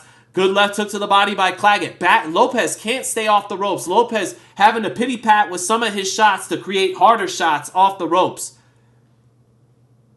Lopez is landing some clean, effective shots, but Claggett is getting some good work done, and he's out throwing and out hustling Lopez in round 2. A little over a minute left in the second round. Lopez trying to settle down and find the openings in between the high guard and the activity of Claggett. Claggett, though, busy and sometimes smothering the counter punches of Teofimo. Teofimo still on the ropes. Teofimo now landing some right hands off the ropes. Nice right hand left hook to the body by Lopez. Lopez feeling good off the ropes, gets his left hook blocked, but beginning to find the openings. Now back comes Claggett with his jab. His jab has been effective against Teo. Gets his body shots blocked on the ropes, and Lopez comes back with a left hook to the body. More effective there. Now Lopez being more effective with his punches than Claggett. Claggett non-stop pressure, keeping Lopez in the corners and on the ropes, but Lopez beginning to see openings better and pick his shots better as the fight goes on. They trade right hands. Good right hand by Lopez with his back against the ropes. Claggett keeping Lopez on the ropes, but Lopez finding little openings to the body and to the head. Good double jab by Claggett. He has popped up Teo's head a few times. Nothing too hard, but touching Lopez. Back comes Lopez with a combination. This is a card round to score because Claggett, that's it for round 2. Claggett backed Teo up on the ropes and in the corners all 3 minutes from pillar to post and was busy. Sometimes smothered the counterpunching, but Lopez at times picked his spots well with body work in particular. A couple of uppercuts, couple of right hands. His uppercuts landed a few times, but Claggett landed a good uppercut early in the round. And Claggett touched Lopez where you could not bopping his head up, not snapping the head up, but bopping the head up a little bit just by being busy, just working on the inside. Claggett, though, kind of like Abraham Nova last week against Cortez, he's not sitting down on anything. Some of this work isn't that effective. He's just running his hands and touching Lopez as Lopez just dips and ducks around on the ropes. Close second round. I could see it. Close second round. It could be 2-0 Claggett. I'll swing it to Lopez 1-1. Got it 1-1. Teo's shots are very accurate, says Tay-Day. Tay-Day has it 1-1 also. Ishmael Bermudez says Claggett's going to win this by decision. Thank you for the super chat. I don't think this will necessarily maintain, but let's see. Lopez back on the ropes again. Claggett applying non-stop combinations. Good jab by Claggett. Nice straight jab to the head, to the body. Not able to land the power, anything with too much power, but just touching Lopez, who's just trying to settle down in there. Lopez not sitting down on all of his shots either. Claggett gets Lopez into the corner, touches him with the jab, and works his hand. Short little right hand by Claggett, catching the work by Lopez coming in. Lopez back against the ropes again. Claggett just working his hands to the head, to the body. Not super effective, not hard. Now back comes Lopez. Hard, effective jabs out of the corner for Teofimo. Nice up jab for Teofimo. Now Teo making him fall short. And nice shoulder roll right hand by Teo. He eats the jab by Claggett, but works the body a little bit. Nice uppercut and straight right hand by Teo. Teo beginning to find the openings in between Claggett's punches and high guard. Teo beginning to counter punch well. Eats a straight right hand, but backs out of the way. Slips over to his right. That unorthodox counter-punching by Teofimo, slipping and sliding and punching with his hands down. Nice straight right hand by Teo. Ate a left hook to the body, but slipped off the rope. Straight right hand to the body by Claggett. Claggett is making this a firefight and a little bit... Oh, nice right uppercut by Teo. And that got Claggett's attention, but he's got a good poker face. Keeps applying pressure. Teo did a beautiful job of throwing the right hand and using it to set up the right uppercut. Lopez backing up with the shoulder, backing Claggett off of him, but Claggett staying on top of him. Teo finding the openings, though, with Claggett applying all this pressure. And I don't know if Claggett can keep maintaining that. Claggett backing Teo again. Little short right hand, awkward right hand by Claggett. Up jab by Teo. Teo can't stay off the ropes against this pressure. Little short right hand by Claggett. Nice left hook to the body by Teo. Back comes Claggett with a body shot, but Teo counters him with the right uppercut in between his punches. Now 2, 3 jabs by Claggett. Nice double left hand by Teo and a straight right hand. Beautiful counter punching by Teo. Left hook to the body, left hook up top, and then a head off the line, straight right hand counter. Teo jab, sweeping right hand. Teo taking control a little bit in the third round. Right uppercut by Teo off the ropes. Beautiful. And a jab and a little bit of a knifing, sweeping right hand by Teo. Claggett still touching Teo, but Teo rolling a lot of these shots now. And the work not as effective by Claggett down the stretch of the third. Claggett still letting his hands go, but Teo sliding and rolling those shots off the ropes better and settling down and finding opening. Double left hook by Claggett, though, and a good jab by Claggett. Body head by Claggett off the left hook, and he touches Teo with the jab. Makes Teo have to reset and change position off the ropes. Good straight right hand to the body by Teo. Another straight right hand to the body by Teo, and a combination at the bell. Teo not looking happy with this fight through 3 rounds. I gave him the third for sure. Second round was close. This could be 2 rounds to 1 either way. I got it 2-1 Lopez, but it's Steve Claggett dictating the range of this fight. He's making it a phone booth kind of war, and he's back. And Teo can't keep his back off the ropes right now. But as round 3 continued, he began to touch with one hand, sit down on the other. Touch with this hand, left uppercut with the other, straight right hand, right uppercut. He began to slip and slide off the ropes, and Claggett, his punches landing less and less clean, although he still had some good work that round with his lead hand. Double left hook, body head, landing the jab still. Claggett is standing up in between rounds in this corner. I got a 29-28 for Teo right now. Let's see. Great commentary, Sean. Thank you, George. All right. Here we go. Round 4. Is Lopez going to gain control? Lopez starting first with the jab instead of Claggett to start round 4. Lopez backing up. Tries a right uppercut counter. Misses from too far out. Claggett, let's take a look at the slow-mo replay by... Yep, and it was that right uppercut I called where Teo touched with the jab, swept the right hand, and then bang! It set up. It was a decoy right hand to set this up. Beautifully done by Teo. All right, 30 seconds into the 4th. Claggett gets Teo on the ropes. Back comes Teo with a hard combination. And when Teo throws combinations, there's firepower on his punches. Although Teo's power doesn't look great tonight at 140. Claggett ripping some good shots along the ropes. Backs Teo into the corner now. They trade right hands. Claggett got in his straight right hand that time, but so did Teo. Now back comes Teo with a combination to create some room on the ropes. 2 hard body shots by Teo off the ropes, but he eats a jab. Claggett not taking a step back. Even from some of the clean work by Lopez, he can't back him up. Can't keep him off. Lopez with a sweeping right hand to the body off the touch jab. Touches with a left hook and creates an exit to his left. Claggett right on top of him. Pops his head up with a jab. Good straight jab by Claggett out of the high guard. Touching a right hand by Claggett out of the high guard. He dips underneath the right uppercut. Lands his jab again on Lopez. Catches the combination on the high guard. Lopez backed up onto the ropes again. Claggett catching the body shot on the elbow. Lands a straight right hand off a combination to the body. Left hook, straight right hand. Knocks Teo's head up with a right hand. Teo now backed into the corner. Good double left hook by Claggett in a straight right hand. That left hook got blocked up top, but he ripped it to the body and then threw a straight right hand up top. Good jab by Claggett up top. Teo gets his left uppercut blocked. Teo not landing his combination and eats a jab as he tries to back away. Claggett with some momentum now in the 4th. Teo with a short right uppercut, steps over to his right, creates some room, throws the up jab, misses the right uppercut, sweeps the right hand and lands it a little bit on Claggett. Claggett still coming forward. 2 body shots by Lopez. Right uppercut by Lopez. Beautiful right uppercut at long range in the center of the ring.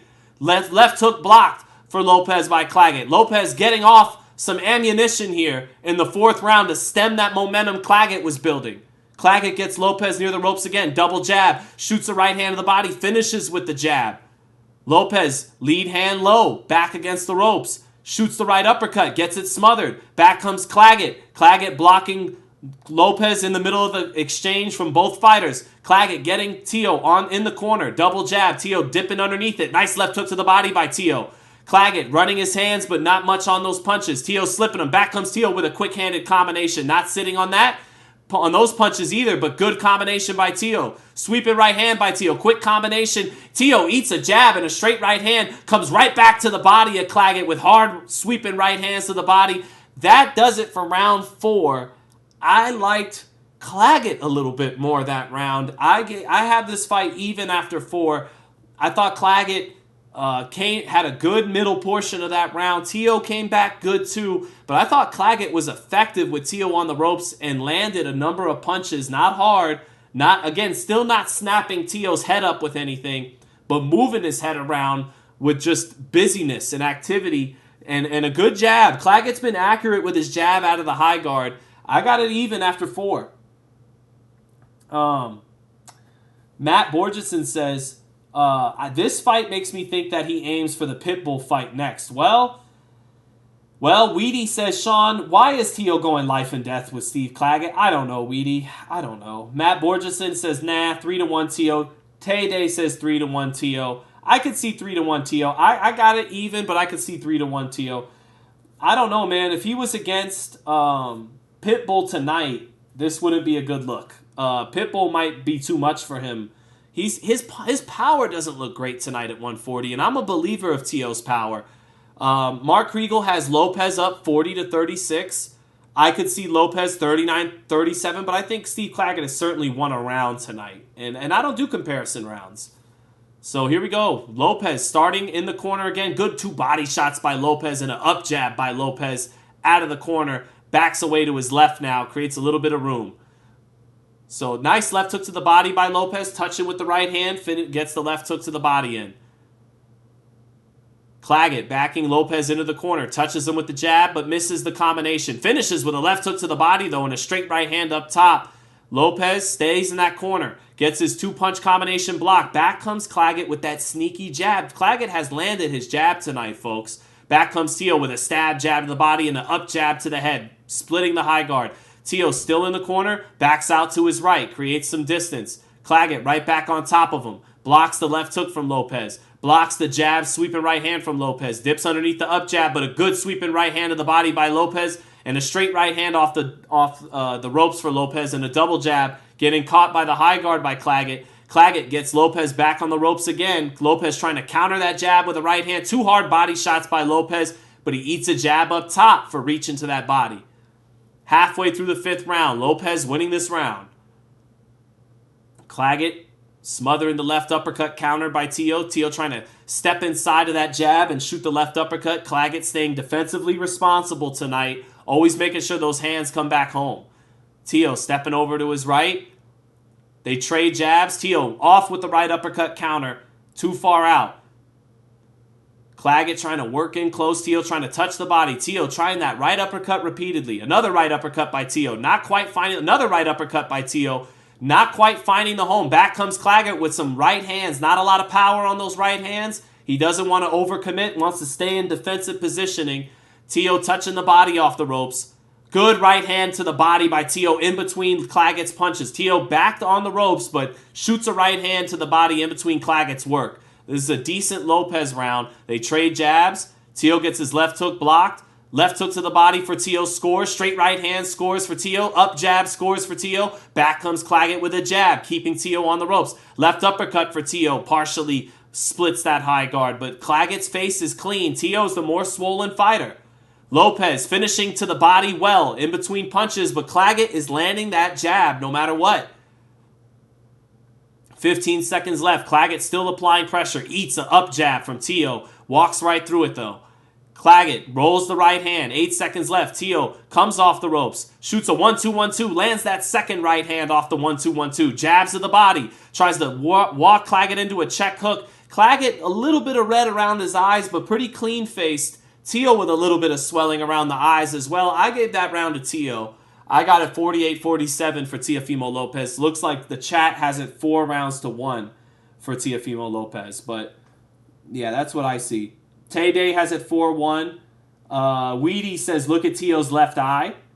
Got another super chat from Matt Borgeson. Thank you, sir. Says, I'm honestly going to put my money on Claggett now. Late game stoppage for Claggett. He's going to stop Teo late. Don't do it, Matt. Reconsider. Read some litter. Chore on the subject. So don't make that bet. He's not going to do it, Matt. He's not. I don't think he's going to do that. I don't think he's going to do that. I still think Teo's going to win this fight. I wouldn't make that bet, Matt Borgeson. Don't do it. Reconsider. Read some litter. Chore on the subject. Why? Again, Weedy asks the great question. Why is Teo going life and death with Steve Claggett? I don't know. I said Rocky Balboa type shit, you know. So let's see. All right. Back comes Teo. Both hands down to start round 6. Claggett applying nonstop pressure. Claggett gets Teo on the ropes, lets his hands go. Lopez avoiding most of this work. No, he's not, but he avoided the work there.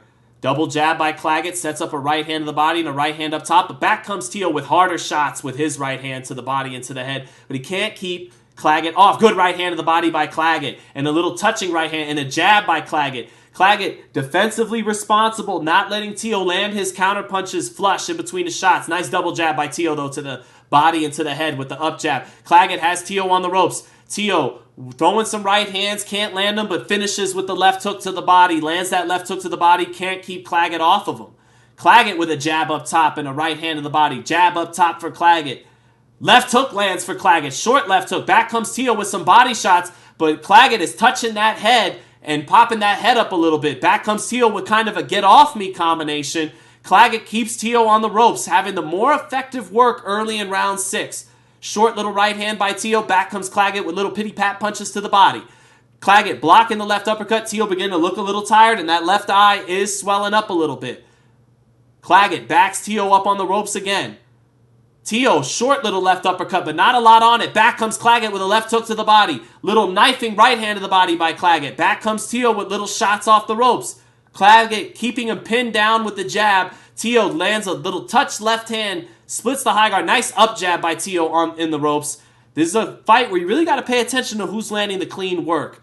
Jab and straight right hand to the body by Teo. Back comes Claggett with a jab up top. Getting touched with a little left uppercut by Lopez, but Lopez tries to sit down on a sweeping right hand, and it sneaks the high guard a little bit, but not enough.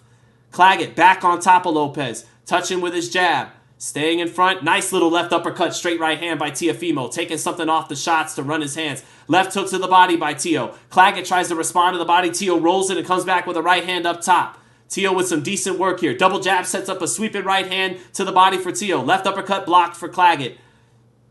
Teo punching it, rolling and punching in between shots in close range effectively here. Nice left hook to the body by Teo. Sets up a left hook up top. I think that got Claggett's attention. Claggett's got a damn good poker face. Shoots a 2-1, a straight right-handed jab. And now this round may have gotten away from Claggett a little bit because I think Lopez landed an effective left hook a moment ago that got his attention a little bit.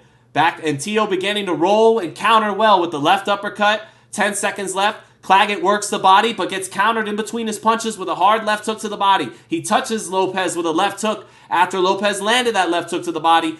I thought Claggett was winning that round. And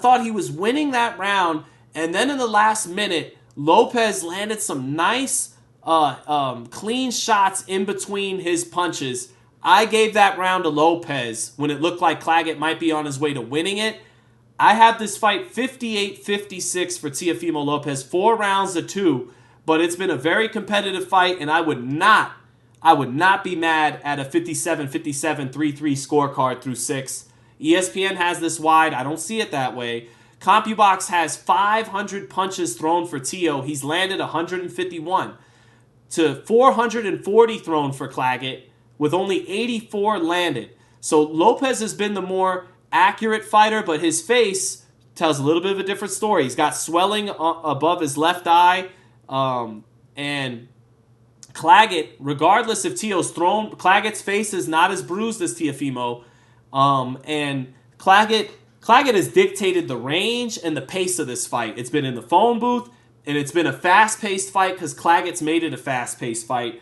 I got it 4-2 for Teo, but it could be 3-3. Claggett runs out to Teo to start and catches the punches from the high guard, slapping with his left hook 2 or 3 times to start. Trades jabs. Claggett landing that jab and backing Teo up to the ropes. Teo touches with that left uppercut between the high guard. Nice little counter right hand by Teo. Sweeping right hand, trying to sweep the high guard. Double left hook by Teo off the ropes. Nice right uppercut to the body by Teo off the ropes. And now Teo turns and lets go of a short range combination off the shoulder roll, but Claggett able to smother it, and Lopez not able to get full extension on that. Lopez working his jab to the body and to the head from the hip. Double jab from Teo and a right uppercut, but he's too far out. Now he jabs to the body. Touches with a left hook to the body. Tries to shoulder roll in close range. Not quite landing that right hand. Gets backed up onto the ropes again. Lopez turning his whole head to shoulder roll a few times on Claggett. Claggett touches with the jab. Lopez picking him apart a little bit to start round 7. Nice right uppercut from Lopez off the touch body shot. Touch, bang, with the right uppercut. Lopez slowing Claggett down finally a little bit. Claggett not throwing that many punches in that first minute. And Lopez beginning to calm down. Nice right hand by Lopez. Shakes Claggett up. He turned it on the inside and landed almost to the back into the upper half of Claggett's head. Lopez with a left uppercut inside. Claggett finally is fighting in the center of the ring. He can't get Lopez into the ropes. And Lopez taking advantage of that speed advantage in the center of the ring with a combination. Claggett keeping his hands up but handcuffed by the combo of Teo. Halfway through the 7th. Now Claggett has Teo on the ropes, but he eats a left uppercut. Punches getting a little wider by Claggett on the inside. Teo with a good first half of that round. 2 or 3 body shots by Teo off the ropes. Creates some distance for himself. Claggett not working on the inside now. Work rate going down. Lopez fighting through a little bit of fatigue well. Up jab by Teo. Teo gets off the ropes. Rolls the shots. Back on the ropes. Touches with the lead hand just to set up the up jab 2 or 3 times. Teo touching with shots. Nice right hand to the body by Teo. He dips away from a right hand. Nice little short left uppercut on the inside by Teo. Left uppercut again on the inside by Teo. He backs Claggett off. Shoulders him off into the center of the ring. Nice left hook to the body by Teo. Now Teo looks at the ref for a minute there for some reason. Referee Teo not staying defensively responsible but didn't have to pay for it. Nice up jab by Teo with 30 seconds left. This has been Lopez's best round. Claggett hasn't been able to hit him with much of anything. Maybe he's slowing down. Good body shot by Teo. Good sequence of punches. Kind of throwing 3 or 4 decoy punches and then finishing with a right hand in the body beautifully. 15 seconds left in the round. Lopez backed into the ropes, lands his jab clean with the up jab on the ropes. Sweeps a right hand to the body. Straight right hand up top. Claggett defending these shots but not getting off this round.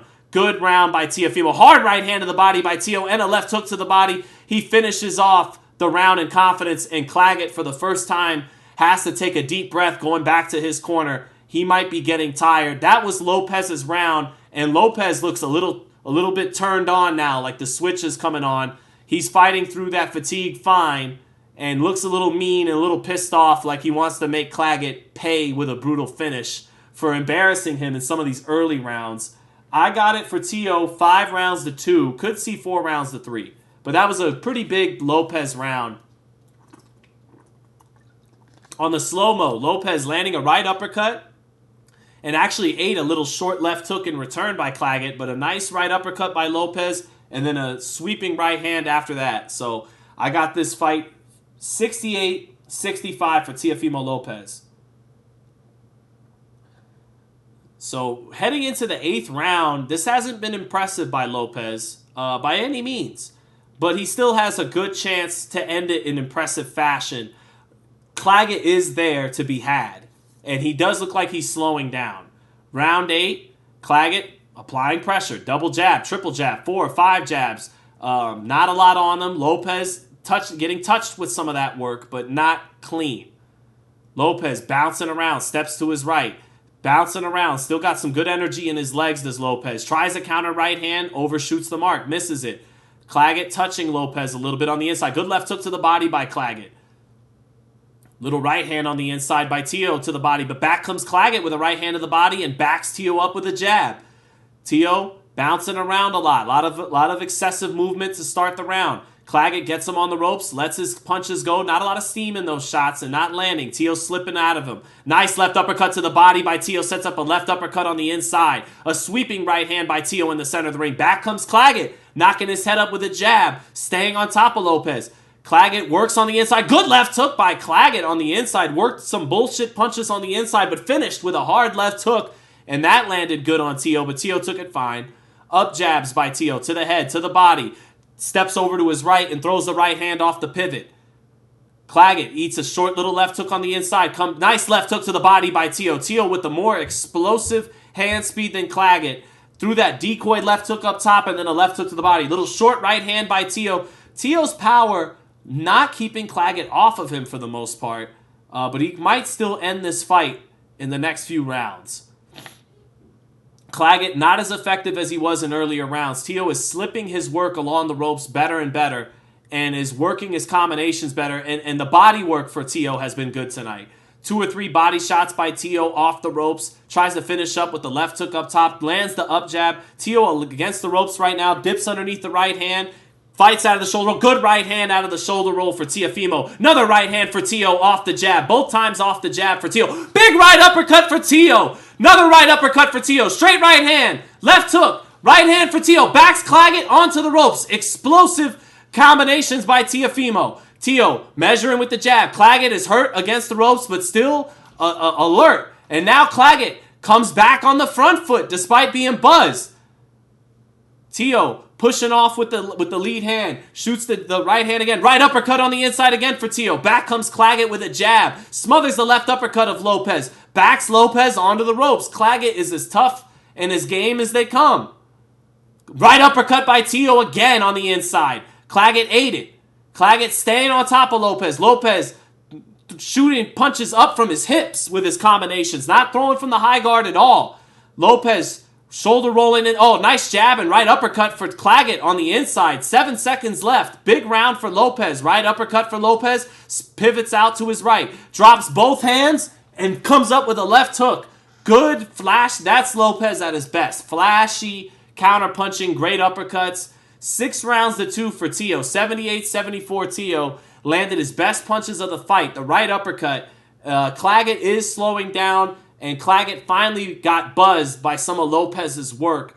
Lopez, not the puncher at 140 that he was at 135. Claggett able to walk through some of those shots. But Claggett is wearing down with 4 rounds left in the fight. If Lopez can replicate more work like that with his right uppercut, he could get him out of there. Big right uppercut, right on the button, right on the button. Just like he had wanted all night. Sometimes he was missing that shot, but he got Claggett to shoot the jab, and bang, Shoryuken. Right uppercut in between that jab. So good round for Teofimo. I told you, Matt Borgeson, don't do it. Left hook, right uppercut by Claggett on the replay, but doesn't have the explosive snap to his punches that Teofimo Lopez has. But he gave a good account of himself, Steve Claggett has. So here we go, round 9. Lopez gets touched with the jab out of the shoulder roll, but lands the short left hook. ESPN hasn't given a round to Claggett. I found 2 rounds to give him, but I do have Lopez pulling away 6 rounds to 2. Lopez near the ropes, shoots the up jab. Lopez done a good job with not just his shoulder roll, but sometimes using the shoulder to back Claggett off of him and get back, at least momentarily at times, into the center of the ring, or at least create some room. Claggett smothering Lopez some more. Eats a right hand to the top of the head. Lopez touching that body. Claggett looks a little hurt. Claggett is being broken down. There's only so many shots he can walk through. Double jab sets up a right hand across the high guard of Claggett. Claggett getting his punches slipped and awkwardly by Lopez. Sometimes doing a little bit too much on those rolls by Lopez, even giving the back of his head. 2 hard body shots by Teo. Back in Claggett and center. Oh, beautiful combination by Lopez. Left uppercut sets up a left hook to the body, sets up a left uppercut, straight right hand. Beautiful 3-punch by Lopez.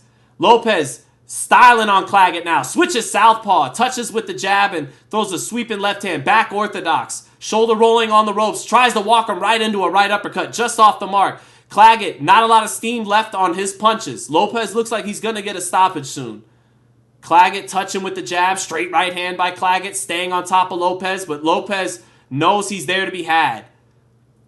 Uppercut coming, folks. Uppercut and body shots coming for Lopez. Maybe a right hand. It could be anything. But some firepower is going to be unloaded by Lopez at some point. I do think Lopez is on his way to a stoppage. Claggett keeps applying pressure, and Lopez now just taking his time.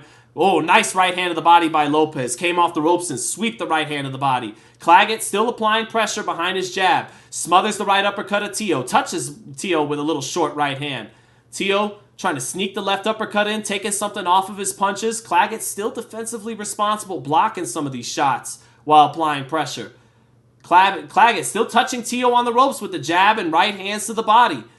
Teo still getting touched up a little bit on the ropes here in the 9th round, but in control of this fight now. Teo backs him up out of the shoulder roll, eats a jab, straight right hand of the body by Claggett, little touching right hand of the body, but Teo at any moment is going to explode. Shoves off with the elbow, straight right hand, double up jab by Teo, but Claggett has controlled the last minute of this round after an explosive first minute by Teo. Teo having to catch his breath after that explosive first minute. Nice right hook to the body by Teo off the ropes. Back comes Claggett being busy. Teo just touching with his jab, touching with his shots off the ropes, drops both hands, touches with the up jab, dips underneath the right hand by Claggett, staying on the ropes. Now he gets back in the center of the ring with 10 seconds left. And that's a Lopez round, but he couldn't maintain the burst he began the round with. Claggett controlled the second half of the round, but didn't land anything effective. 7 rounds to 2 for Teofimo Lopez, 88-83. For the not spectacular, not super impressive, but the reigning super lightweight lineal champion, Teofimo Lopez. Teo that last round, ESPN trying to gas up the slips. And those slips may look good to casuals, you know, slipping on the ropes and even turning your head sometimes. But that turning the head stuff, it's too much. It's not efficient. It's not efficient movement. It's wasted movement. You're better off like Tony or Hopkins or Floyd, making a miss by an inch and having good balance and staying in position to just after they miss, bank, bank. And Teo, when he does this on the ropes, he can't counter a punch out of those positions. So it may look flashy, but yeah. Matt Borgeson with the super chat says, Pitbull beats Teo. Matt Borgeson also said, has Claggett given a good account of himself, or is it a poor account on Lopez? Both, and I think more of a poor account on Lopez, more of Lopez fighting down to the level of his opposition, or just being once again exposed for lack of fundamentals. He's got a flashy shoulder roll, fast hands, really good counterpunching, explosive snap on his punches, but doesn't have a high guard, and doesn't always have he has an up jab, but not only an up jab. He doesn't jab out of he doesn't have a high guard, and that's being fundamentally sound. You're seeing a guy with only fundamentals in Steve Claggett go up against a guy who doesn't have them, but has talent and has a lot of special effects. So if you combine Steve Claggett's fundamentals with Teo's talent and athleticism and special effects, then he'd really be nasty. But as he is, he's a very talented and flawed fighter, is Teofimo Lopez. So here we are in round 10. Claggett continues to get off punches and touch Lopez with the jab, and Lopez looking for openings in between all that pressure and all that work of Claggett. Minute into the 10th, and Claggett's had a decent first minute. He's been backing Lopez up and touching him with the jab. Lopez trying to hunt for openings in between that high guard. Double jab by Lopez, touching with his shots, touching with the right hand. Back comes Claggett with his jab. Teo on the ropes, touches with his jab, touches. Big right hand by Teo and a left hook. Beautiful snap on those two shots. But Claggett ate them well. But that little touch jab from Teo set up that right hand left hook across the high guard by Teo. Teo back on the ropes again. Lands the up jab in between all of Claggett's work. Teo a little tired. He's going to have to dig deep to try to get a stoppage here. Good left hook by Claggett to the body and to the head. He touched with the left hook to the head and then came down hard to the body. Back comes Teo with a left hook off the ropes. Teo backed up on the ropes, trying to work his right hand in between all the punches of Claggett, landing it a little bit effectively there, but Claggett is being nonstop with his work rate. A minute left in the 10th. Teo can't stay off the ropes or stay out of the corners. Claggett short with the left hook, but landing the jab. Claggett has been touching Lopez here in the 10th. Not a lot of steam on his shots. Lopez still landing the harder shots. Big right uppercut by Teo. He eats the jab to land the right uppercut, but Claggett walks through it. Good left uppercut by Teo. Backs Claggett up with a straight right hand after the left uppercut. And Claggett is just fighting with so much determination, but some of these clean shots are affecting his legs the last couple rounds, but he's relentless. Sweeping right hand to the body by Claggett. Walks through a left uppercut by Teo. Pops up Teo's head with a jab. Teo back on the ropes. Dips underneath the left hook, comes up with his left hook, but gets it blocked. 20 seconds left. Not an impressive round by Teofimo. A round he may have won with cleaner shots, but Claggett was busier and provided the pace and the pressure. Good left uppercut. Too many clean little counters by Teo. 1-2, 1-2, 1-2 by Teo. Just exploding with quick shots with about 6 seconds left in the 10th. Nice little left hook to the body, and that bruised up Claggett's face a little bit, but that's another round for Teo. I got it 98-92 Lopez, but he's not looking impressive. Not looking impressive. So, let's see. This fight is super boring, says Superfly101. I wouldn't say it's boring, but yeah. Teo should have been gotten away from his pops. He's stunted now. He better not move to 147. He's going sleep, says Worm. Yeah, I don't think so.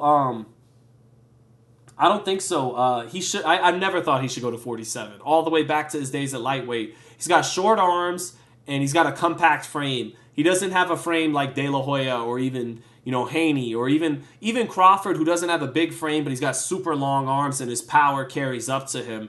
And he's just better than someone like Teo. Yeah, I've never thought welterweight is where it's at for Teo. Teo. Yeah, man, his lack of fundamentals continues to be exploited by fighters in these championship fights, but he's still snappy and athletic and a good counterpuncher. So, he's still a handful, but yeah. Here we go, round 11. Can Teo get a stoppage? He's got this fight won on my card. Even if you swung a round or two Claggett's way, he'd still be too far up ahead. I got it 8 rounds to 2 Teo. Here we are in the 11th. Teo's where he's been all night. On the ropes, getting off first, though. Not letting Claggett get off first to start. Back comes Claggett with some combinations. Teo just dipping his head away. Teo has been hit a lot tonight, rolling shots on the top of the head, not eating them flush on the chin or anywhere, but he's been touched repeatedly every round. Touched on the top of the head, touched while rolling the shot. Back comes Teo with a left hook, right hand counter, trying to pivot off and counter in the center of the ring. But back comes Claggett, not letting him stay in the center of the ring where he has the advantage. Back comes Teo with a 1-2-1-2 in the center of the ring. That second right hand knocking Claggett's head up, but Claggett right back on the front foot. Even when Teo in the second half of this fight has popped Claggett's head up with a right hand or with an uppercut, Claggett goes right back on top of him, and that's a little bit of an indictment on the power of Lopez at 40. This was a guy tailor-made for Teo, and he hasn't looked great. Hasn't looked great. Definitely winning the fight. Winning this round with clean, effective shots he's running Claggett into, sometimes punching in between his shots. The fight is in the center of the ring now. Lopez is tired. Claggett applying pressure. Jab to the body. Good left hook to the body by Lopez. Sweeping right hand. A 1-2 off the ropes for Lopez. Misses the right uppercut. Lopez, lead hand down, shoots that jab to the body, eats 2 jabs by Claggett, but rolls the rest of the work off the jab by Claggett. Turns Claggett onto the ropes. Big left hook by Lopez, but Claggett rolled it a little bit. Back comes Claggett with just work in his hands. Walks through a left hook to the body by Teo. Teo has had some good body work tonight against that high guard. Right uppercut by Teo.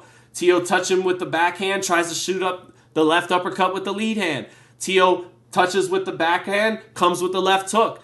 Teo's done a lot of that tonight. Touching with one hand, punching with the other. Touching with one hand, punching with the other. Trying to find those openings against the high guard. Teo backed up on the ropes again. Claggett just hasn't been able to land anything meaningful in several rounds when he gets Teo onto the ropes. He'll touch him, but Lopez is rolling some of those shots, and Claggett hasn't been punching with conviction the last several rounds. 30 seconds left in the round. Up jab by Teo, keeping his distance with his back on the ropes. Teo trying to sell out on a pull right hand, but eats the jab and overshoots the right hand. Pull counter. 20 seconds left. Claggett backing Teo on the ropes some more. And this looks like it's going the distance. Not impressive by Teo. I thought he could still get him out of here a couple rounds ago, but can't do it. Lacking the energy and or firepower to get him out of there. 8 seconds left. Double, triple jab by Teo. Right hand, left hook by Teo, but Claggett actually backing away to take some of the snap off those punches. And Claggett gives Teo a quick look at the bell like, I'm still here, and we will go 12. And that's that. 8 rounds, or 9 rounds to 2 for Teofimo. I got it, what is that? 108, 101 for Teofimo Lopez. So I got it 9 rounds to 2, but it hasn't been impressive. My wife says Teo maybe he will return again. Let's see. What was all the funny stuff going on in the chat? I don't even know what was going on. Matt Borgeson again saying Pitbull beats Teo. Back to your question, Matt. Has Claggett given a good account of himself, or is it a poor account of Lopez? It's definitely both. Teo was accurate in calling Claggett a Rocky Balboa type. Isn't this what Rocky does? He walks through punches and gets fucked up, but makes it all 12 rounds. Isn't that kind of the whole point of Rocky 1? So yeah, he's given a good account of himself, but also it just hasn't been impressive from Teofimo Lopez. And it's just how much of this is Teo's fundamental flaws being exposed, and how much of it is he fights up or down to level of comp. So Teo eating some jabs to start round 12, but comes back with a left hook, sweeping right hand, left hook to the body by Teo, 2 straight right hands by Claggett in close, but Teo eating those right hands because he wants to load up on something big in the 12th round. So Teo may still try to load up on something here in the 12th. Does he have the energy to? He puts Claggett into a headlock momentarily. Referee breaks them apart. 2.5 minutes left in this fight. And then we go over to Bam and Estrada. Teo overshooting a left uppercut. Claggett staying on top of Teo. Left hook to the body by Teo. They trade jabs. Claggett staying on top with the high guard. Double jab by Teo, straight right hand. Claggett defensively responsible. Some of it splitting the high guard. Teo's left eye getting close to being a little swollen shut there. 1-2, 1-2 by Teo in the center of the ring. Bouncing around to his left and his right. Slips a left hook and a right uppercut. On the ropes. Gives the shoulder roll. Gets touched up by Claggett a little bit. Eats a jab by Claggett. Measures with the backhand. Eats some more jabs by Claggett. Dips underneath the combination. Tries to shoot a right hand counter, but off the mark. Nice right uppercut by Lopez. But Claggett eats it. Sweeping right hand to the body by Lopez. Sets up a left hook to the body. Right uppercut off the mark by Teo. But a right hand and then a pivot back to the center of the ring off the left hook. Some nice punches and pivots by Teo. Athletic stuff. Teo bouncing down on the lower rope a little bit. A little bit of clowning. A little bit of body work by Claggett. Nothing on his punches right now. Teo popping his head up with the up jab. Measures with the backhand. Shoots the left hook. Claggett defensively responsible. Just catching things. Backs Teo up with the jab. Stays on top of Teo.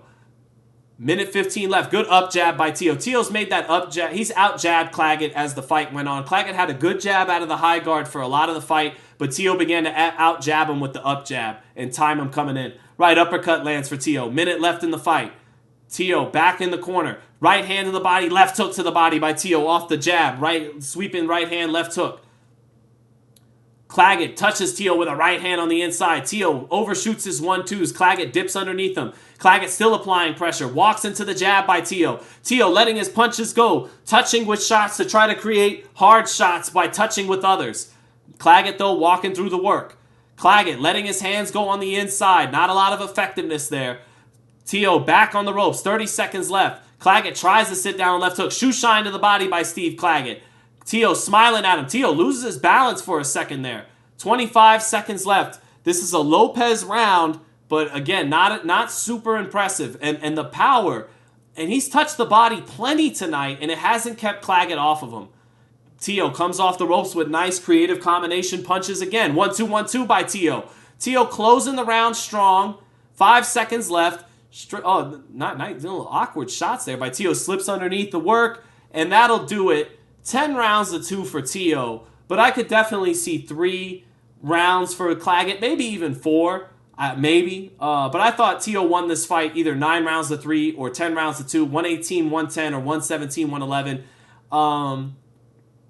A C+, C-level performance for Teofimo Lopez.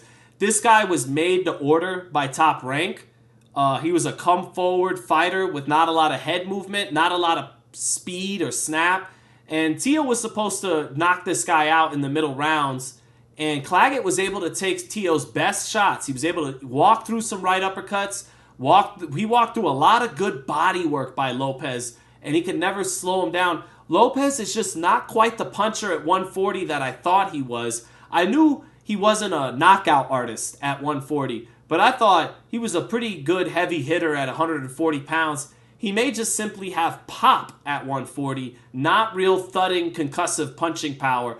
It's more just pop. It's just pop. It's decent power, but not anything really to write home about, it would seem, because Claggett walked through his best punch. They're showing the slow-mos again, and Teo landed left uppercuts, right uppercuts, clean body shots, combinations, and Claggett was never even in danger of going down. So a very active fight. Claggett sped Lopez up, probably made him fight a lot faster than he wanted to. 946 punches thrown for Lopez, 820 punches thrown for Claggett. Lopez far outlanded him. Lopez smiling at the camera, a little bit of swelling above both eyes. ESPN had this 11 rounds to 1 for Teo. I had it 10 rounds to 2. I think this was closer to a 9-3, 8-4 fight than it was a 12-0 fight. I had it 10-2. Would be fine with 17-11, maybe even 16-12. But I gave, 17-11 at the most. I have it 118-110 for Teo. So, hey, he still got the win. William Wilkerson Bernard said, good fight by Teo, man. Fighting off pressure for 12 rounds is not easy. Thank you, Wilkerson Bernard. It was. I give it a C. I give it a 6.5 kind of a passing grade, but not well short of expectations. But he clearly won. I gave him 10 out of 12. He clearly won. There's still fans happy at ringside, I guess, down in Florida for him. I thought he definitely won, but I give it a C. It was much less impressive than what Gervonta was able to do with Frank Martin 2 weeks ago. And I think Frank Martin is a better opponent than Steve Claggett, and Gervonta knocked him out in 8 rounds. Teo went the distance with Claggett, who's bigger and probably more durable than Frank Martin, but not as talented or as good as Frank Martin. He's also a weight class above. I understand that. But since we got to compare, all right, let's hear how this went over. Steve Weisfeld has it 119-109. 119-109. All in favor of your winner by unanimous decision. And still, WBO. Good effort by Steve Claggett. I gave respect to Steve Claggett all week long. I said, look, he's overmatched. He's tailor-made. He's made to order, right? He's not in the top 10. But he's a guy who's been fighting since 2008 professionally. He's a guy, and boxing isn't always comprised of stars and Olympians and world champions. The ecosystem needs men like Steve Claggett to fight for boxing to be a sport. Here comes Teo with the backflip, and he nails it. But Steve Claggett is, and now he's doing Ring Angels. Okay. And the Shawn Michaels HBK pop-up. That was good. That was some of the best stuff Teo's done all night. But, what was I saying? Steve Claggett, I gave him props all week for the hard work. Look, because he made it tonight. I think Steve Claggett is going to go home happy. I think a guy like Steve Claggett, he just wanted to fight for the title on ESPN. And that's why Teo likened him to Rocky in our interview earlier this week. A C-level performance by Teo, barely a passing performance for the kind of expectations he has as the champion of this division. Claggett was made to order. He was in front of him all night, but Teo couldn't get him out of there and couldn't ever really dominate him. Even as he won round after round as the fight continued, Claggett gave him problems all night long and was in his chest all night long. But he definitely won. He won 10 out of 12 rounds on my card, and he's still the lineal, legitimate, super lightweight champion of the world. But he didn't scare anybody with that performance. So it is what it is. Let's see what's going on with Bam and Estrada. Let me click over here. Looks like Bam and Estrada are set to get ready. Nice. That didn't intervene at all with each other. Let's see. Worm Big Six continues to say that Teo started his growth by being with his father. Same with Devin. Same with Danny Garcia. You might be right. Let's see. Big Worms says that 40 is weak as fuck, like I said. Superfly says, at this point, Keyshawn would slaughter Teo. I don't know about all that. I don't know. Let's see Keyshawn step up and fight somebody first, too. Let's see. Do I Still Got It remix? Teo is a B-level fighter, to be honest. I don't know, man. He's a 2-division lineal champion, so he's an A-level fighter. You know, I don't know. Oh, God bless him. New poll. All right, you got it, babe.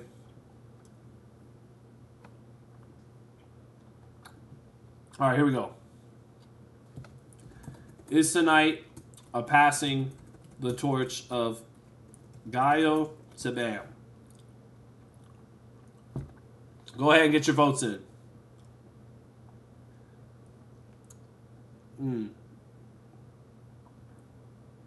All right, well, we got another fight ahead of us now. We got Bam Rodriguez against Gallo Estrada. Two guys who will probably be in the Hall of Fame one day. Both of them.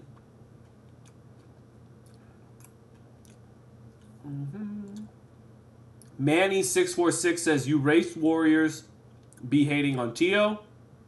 At least he doesn't cherry pick like Tank. I don't see any race wars going on in the chat. This is a high boxing IQ chat. I don't see any race wars. I don't even see people slandering Teo. They're just kind of saying that performance was whatever. And that 140 might be a little overrated. But, hey. Mr. No Cap says Teo doesn't have the same power at 140.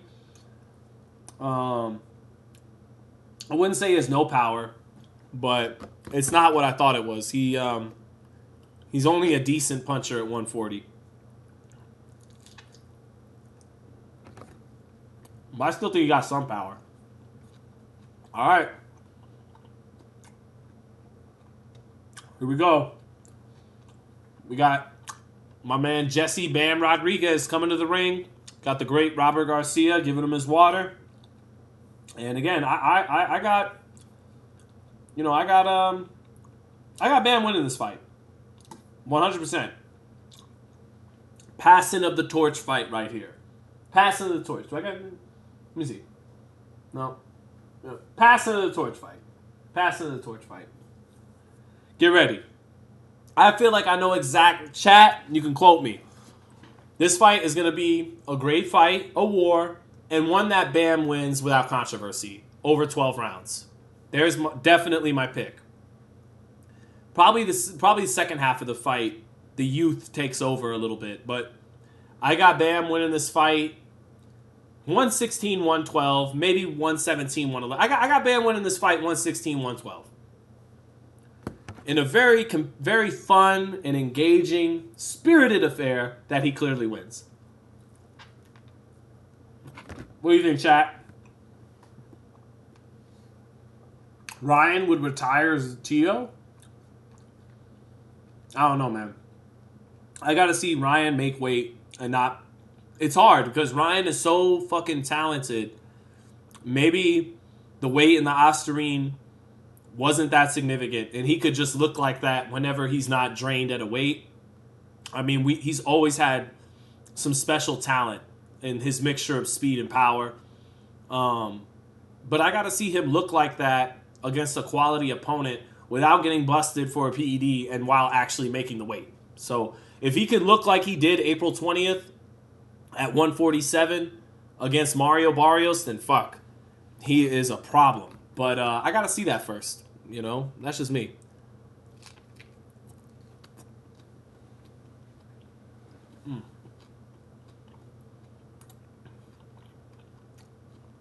The Teo or the Ryan I saw in Brooklyn, it's just a matter of how much of it was enhanced and how much of it can he duplicate. Was a beast. So we'll see. That's our first Ryan Garcia mention. And we're 118 minutes into the live. I'm proud of us. Everyone talks about, wow, 85% of people on DAZN believe Bam Rodriguez is going to win this fight. And 88% of people in my live believe that Bam's going to win this fight. So, like, everyone except Matt Borgeson has Bam winning this fight. I have Bam winning this. I think it's kind of there. It feels inevitable to me. This doesn't feel like a 50-50 summit meeting. This feels like Whitaker De La Hoya, like a great aging champion, still would beat a lot of guys, but ain't gonna beat this young guy, not tonight at this age. And that's my sentiment with this fight. It's gonna be very fun. It's gonna be competitive. But I'd be really surprised if Estrada upsets Bam tonight. I really would.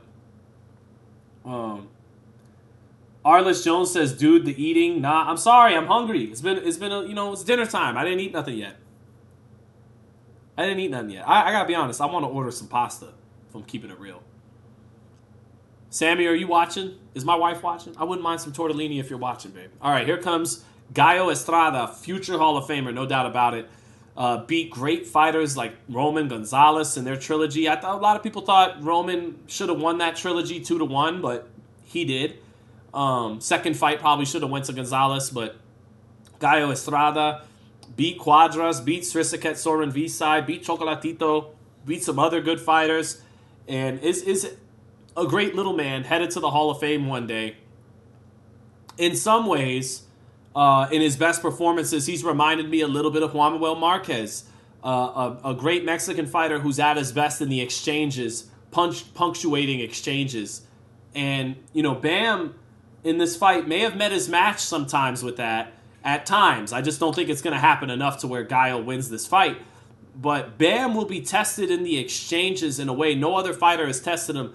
Gallo is a great fighter in the exchanges at finding the openings. And I think we're going to see plenty of those exchanges. And you'll probably see Gallo Estrada get the better of those exchanges for a time until Bam, with his pivots and his footwork, begins to be a step ahead of the older man. So I expect Gallo to maybe even punctuate a lot of these exchanges, get the better of these exchanges, land that last right hand in the sequence for a time. But I think eventually Bam, once he gets that footwork cooking and grooving, he's going to be a step ahead of the older man. That's just my prognostication, but we'll see. Gallo is making his way to the ring, and they are playing a big feature and montage for the reigning champion, the WBC Ring Magazine champion. Before he gets in the ring, we're at super flyweight tonight, and this should be a great fight. Boston's, what's up, Boston? Boston says, Teo has no inside control, and I did not like that Teo fight. I'm sorry, yeah, it wasn't a great fight. Yes, pasta, please, Sammy. Please, Sammy. Can I get some tortellini? Per favore. Let me see. Edwin Maldonado said, I would never slander Teofimo. I've just been saying for a while that he only looks good versus brawlers. Boxers confuse him. Well, that's the problem for Teo tonight. That's the problem for Teo. That's what's concerning about this performance is he didn't look great against a brawler. He usually looks great against come-forward fighters. He won 10 or 11 rounds, 9, 10, 11 rounds, but he didn't look good. And it's against Steve Claggett, who's not athletic and has 7 losses and comes forward. Yeah, he's tough. Yes, he's very defensively responsible with his high guard, but he has no moves, no special effects, not a counterpuncher, doesn't hit that hard, isn't that fast, and is right in front of you. And Teo still didn't look great. Didn't even look as good as he did against Pedro Campa. So, yeah, it's not good, man. Teo has now looked very, very, very beatable against movers. And now he had a come-forward pressure guy at 40 that took him the distance and didn't make him look that good either. So that's not good. But Teo is a wild card, and he is the champion at 140. So you can't count him out of any fight. That's for sure. But thank you, my wife. My wife is making tortellini. Ms. Joette says, because he knows he gets knocked the F out by Tank, Teo better keep Tank and Crawford's names out of his mouth. I think he's definitely got to keep Crawford's name out of his mouth, Joette, but not Teo, or not Tank. Tank is still 5'5". Teo is bigger than him. And Tank would have to go up to 140 for that fight. Tank hits harder than Teo, but Teo still has better power than basically anybody, maybe even Ryan too, because Ryan had to get down to 36 for that fight. I still would love to see Teo and Tank and Teo. Love to see that fight. And I still think Teo could possibly win that fight. But Crawford, yeah, he's got to forget about that. He should never go after that fight. That's a one-sided ass whooping. But I still would love Tio and Tank. Still would love Tio and Tank. Ms. Joette said Steve is scrawny as hell, but he got heart. He does have heart. And yeah, didn't have a lot of muscle. But Wilson says no. Weedy says Tio's not ready. Devin will wash him. Well, Devin's got a good style for Tio if he actually boxes and doesn't do what he did against Ryan and try to load up on shots. Ms. Joette said Tio couldn't even knock this guy down. And she's saying that in reference to how's he going to fuck with Tank Davis? He couldn't even drop Steve Claggett. I hear you. But, you know, I just got to still see it. I still got to see it. I cannot hypothetically carry these young guys to greatness. They got to fight each other and actually prove it in the ring. But Tank would be the favorite right now. But then, you know, Tank's a small guy who'd have to go up to 40. It'd be a competitive fight. I would love to see it. I would love to see it. So, all right, Bam and Estrada are in the ring. Bam's looking good, feeling good. Estrada looking locked in, all business, like a great Mexican veteran is. This should be a hell of a fight. Worm says Tio's not good on the back foot. Another reason his power is not there. He is good he's at his best on the back foot, but he still didn't look that good on the back foot tonight. Claggett closed that gap quicker than much superior fighters in Josh Taylor and Lomachenko. He's not nearly as good as Josh Taylor and Lomachenko, but he closed the gap better than them. And like you're saying, Worm, that meant he threw a lot of get-off-me punches, so his power wasn't always underneath him. But even a few times he did have his legs underneath him on the uppercuts or the body shots, Claggett walked through it. So I don't know what to say there.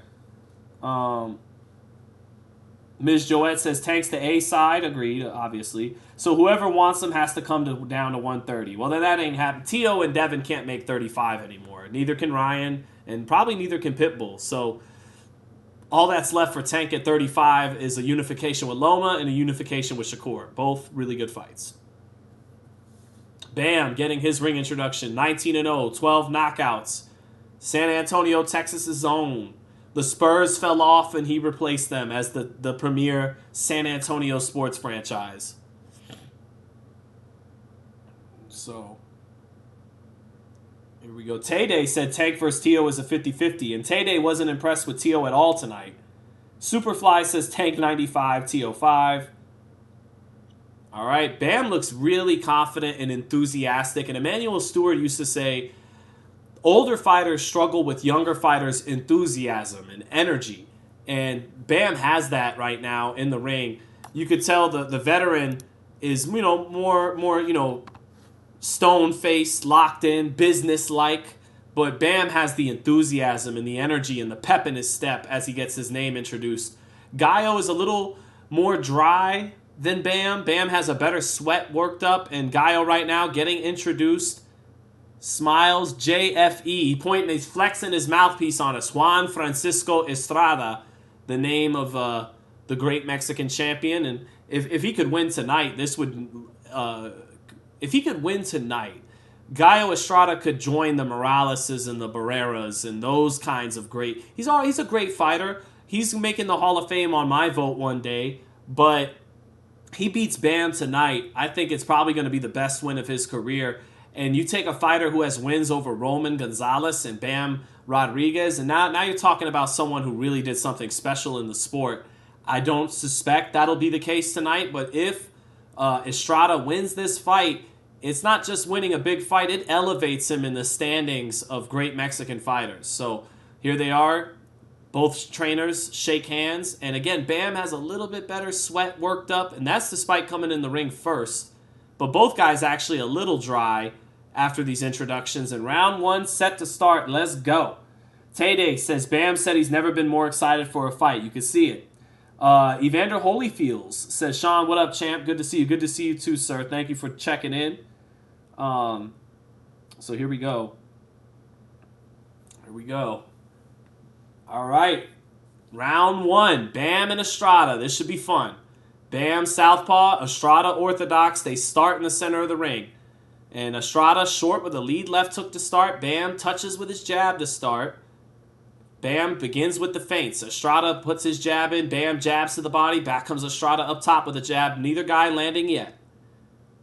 Now Bam shoots a jab to the body, gets touched with a little bit of a left-hand counter by Estrada off that jab to the body. Both guys touching that time with their lead hands. Bam comes forward. Now Estrada shoots a straight right hand to the body to back Bam up a little bit. Estrada gets his lead left hook blocked in the center of the ring. Neither guy establishing the jab yet. Estrada misses his jab. Bam jabs to the body.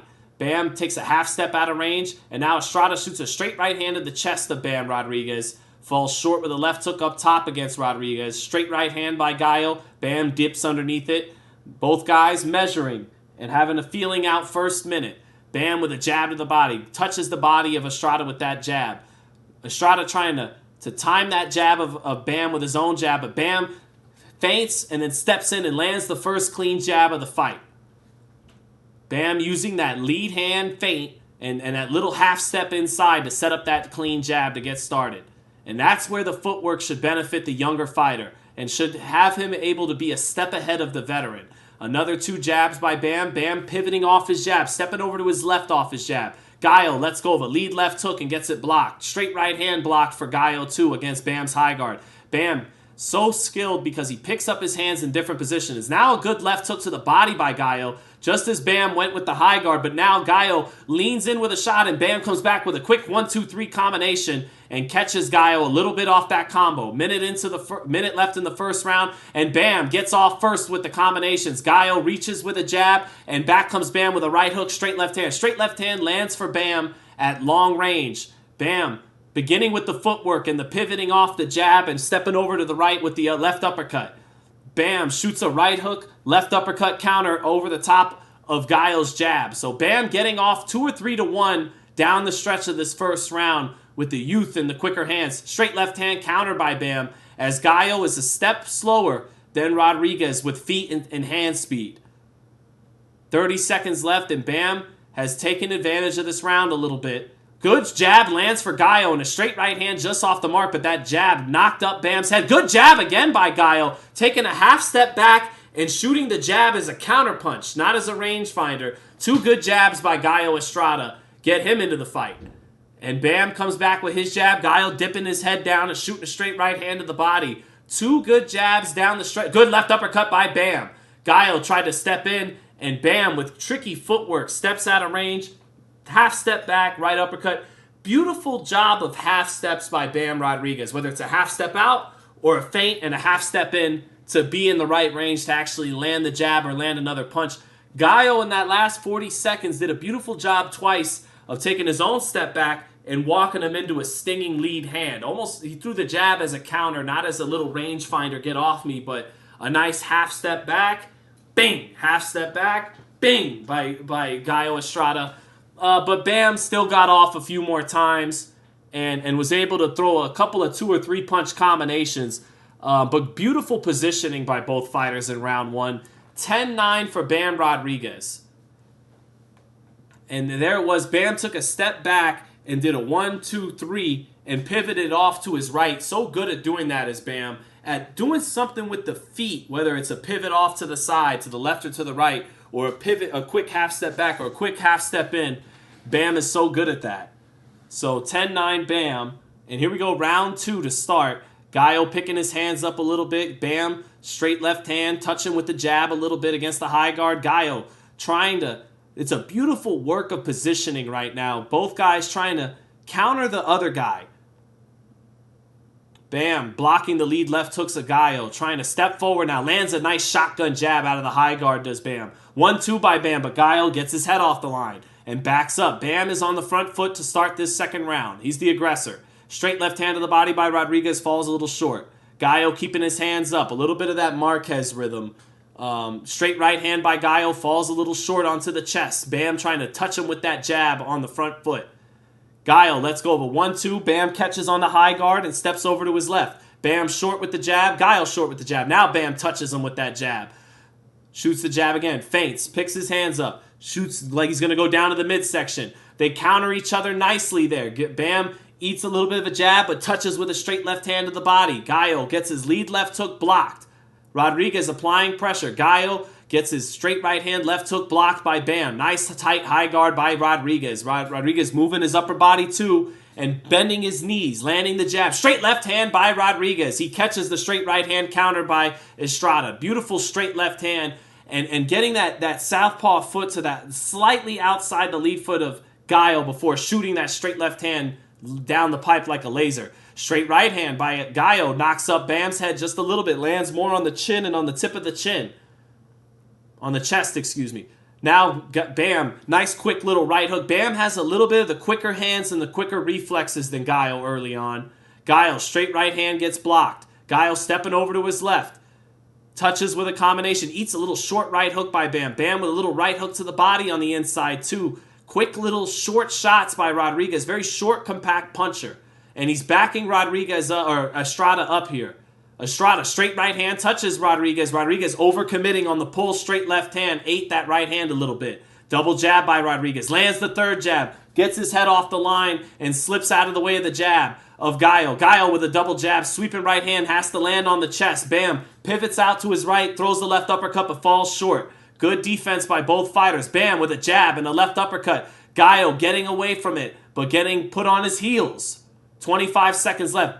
Gallo times a good left hand over Bam's jab. Gallo with a looping right hand gets it blocked. Bam takes a little half step back and lands the right hook. Bam now steps forward behind the jab and sweeps the left uppercut twice. Gallo dipping underneath it, comes back with a right hand up top. Straight right hand in long range in the center of the ring for Gallo. Back comes Bam with a jab in the center of the ring. Bam trying to change hand positioning, change foot positioning. Sometimes the high guard, sometimes dropping the lead hand and getting out like this.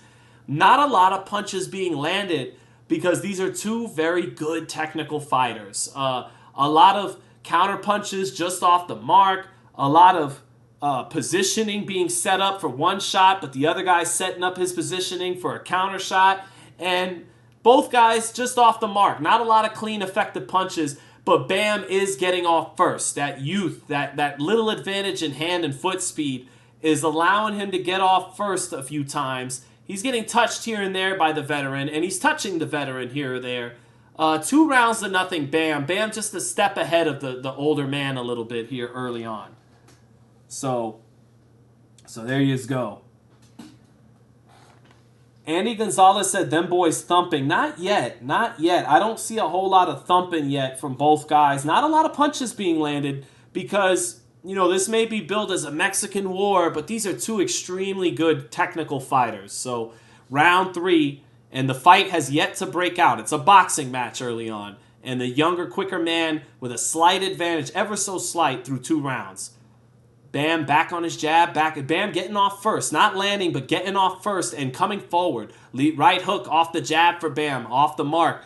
Catches the right hand by Gallo. Gallo just a little too slow and not as compact with his shots as Rodriguez is. Now Gallo lets go of his hands, lands a straight right hand, misses a left uppercut. Bam, half step, lands the jab because he feints the jab and takes a step in before he throws it. Gallo getting his punches blocked. Bam, back on the front foot. Drops the lead hand, picks it up. Now shoots a left uppercut to the body. Bam, looking for the angles, doing a little bit of that Lomachenko-Usyk stuff where he could gradually wear you down with the lead hand feints and the constant positioning. Right hook to the body by Bam. Steps over to his right, lands a right hook. Gallo's hurt. Gallo's hurt off a right hook by Bam. Bam with a left uppercut. Right hook. Another right hook. Gallo in the corner. Fights out of the corner. Eats a jab in his way out of the corner. 1-2 for Bam Rodriguez. Pinning Gallo in the corner. Gallo trying to work his way off the corner a little bit. High guard. Right hook to the body again by Bam. Beautiful punch placement and timing by Rodriguez. Rodriguez dipping away from the straight right hand. Catches the right hand in the left hook. But takes a half step out and resets. Right hand of the body for Estrada. A little bit of a left hook for Estrada up over the high guard of Bam. Bam now switches stances. Picks the hands back up. Drops them back down. Jabs of the body. Jabs up top. Takes a half step back and lands a beautiful left uppercut. Does Bam Rodriguez. 1-2 down the pipe by Estrada. Left hook misses for Estrada. Sweeping right hand for Estrada misses. 1-2 misses for Estrada. Good defense by Bam. And a double jab. Left uppercut. Always stepping over to his right off his jab is Estrada. Now he steps over to his left off the jab. Estrada, high guard, bending the knees, shoots the jab, backs up, Makes Estrada fall short with his shot. Straight left hand by Bam. Catches the right hand counter. Lands his jab. Catches the 1-2 on the high guard. Resets his positioning on Estrada. Beautiful stuff by Bam right now. Steps over to his right. Dips underneath the right hand. Left uppercut to the body by Bam Rodriguez. Jab and a sweeping left hand. Jab lands, sweeping left hand off the mark. Catches the right hand by Estrada. Now Estrada works his hands and Bam shells up in that kind of stance and eats some of those shots on the top of the head. But he is a step ahead of Estrada, no doubt about it. Too much footwork and feints and youth and speed by Rodriguez. Good defense by Rodriguez. Bending his knees, slipping shots, catching shots on the high guard, showing all forms of defense. Footwork, parrying, and head upper body movement. Beautiful stuff by Rodriguez that round. He eats a jab on his way out, though. Not going to block everything by the veteran. And a left uppercut misses for Estrada. Shoots his jab in the center of the ring. Half steps out. Beautiful footwork, beginning to put Estrada in that blender. But Estrada, competent enough. What Bam did was very patient and disciplined. He hurt Estrada in the beginning of the round, and then he let the veteran shoot his load, pause, whatever. He let the veteran shoot his load and waste a lot of energy with no effectiveness. Bam showed off his defense in round 3. After hurting him early in round 3, he began to just step around, move the upper body, bend the knees, either make him miss with your feet, make him miss with the upper body movement, or just catch what he's got. All 3 forms of defense by Bam that time. And it was, beautiful shot. It was a straight left hand, and he pivoted out to his left, and then bam, threw almost like a right uppercut, right hook, something, an in-between angle. Beautiful stuff. Beautiful stuff by Bam. That's just beautiful boxing by Bam Rodriguez. He is the goods. 3 rounds to zip. Bam Rodriguez. That kid has some movement, says Big Worm. All right, round 4. And Rodriguez starting in the high guard. He's got beautiful setups and looks. He can punch out of every little stance he's got. And that's what the great fighters do. They have multiple stances that they could look at. You saw Steve Claggett. All he had was the high guard. You saw Teo. All he had was the lead hand down and punching out of that. Bam is punching out of the high guard. He's punching out of the lead hand down. It's good stuff. It's good stuff by Rodriguez. Referee warns for a borderline shot by Bam, giving Gallo some much-needed time to kind of catch his breath here in the 4th. Gallo's face is reddened up a little bit, just a little bit on his left side with a couple of welts and but nothing too serious yet. What's up, Mr. Quake? And now Bam into the high guard, shuffling his feet, bending his knees, getting down, catching stuff on the high guard and springing up with shots. Bam in the high guard, shoots the jab, straight right hand to the body by Estrada. Bam feints and shoots the 1-2, a little bit of like Pacquiao would do. Bam on a beautiful catch and shoot right uppercut. And he lands the jab on Estrada as Estrada reaches from too far out with the left hook. Jab to the body by Bam, and he steps out to the right. Catches the straight right hand on his left glove by Estrada. Takes a half step out and makes him fall short with the right hand. Resets his positioning. Drops his hand, feints the jab and shoots it. Estrada, defensively sound, catches that one. Straight left hand in the center of the ring for Bam. Bam blocking the straight right hand for Estrada. Bam, touching with the jab. Tries a right uppercut off the little angle for the little footwork lead foot angle. Constantly getting his lead foot to the outside positioning of the lead foot of Estrada. They trade right hands to the body, both getting them in good that time. Beautiful little touch left uppercut, sets up a right uppercut, right hook to the body for Rodriguez on the inside. Back comes Estrada with some decent work here and there, but Bam is just more slippery and slick on the inside than Estrada is. They trade punches. Estrada still giving some 50-50 exchanges at times where both guys are just off the mark. Straight left hand by Bam.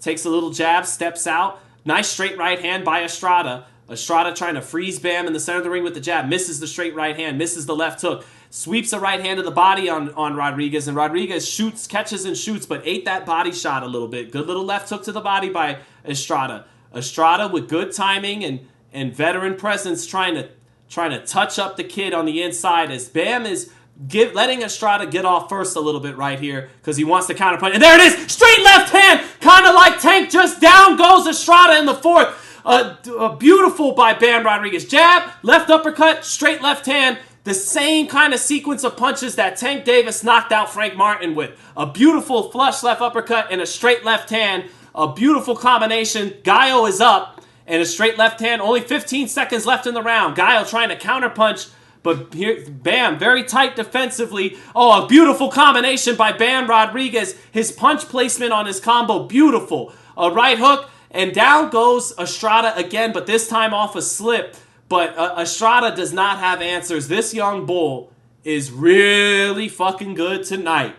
4 rounds to zip, 40-35, and Estrada has no answers right now. This kid, his punches are too compact. He's got too many different looks he can defend and punch out of.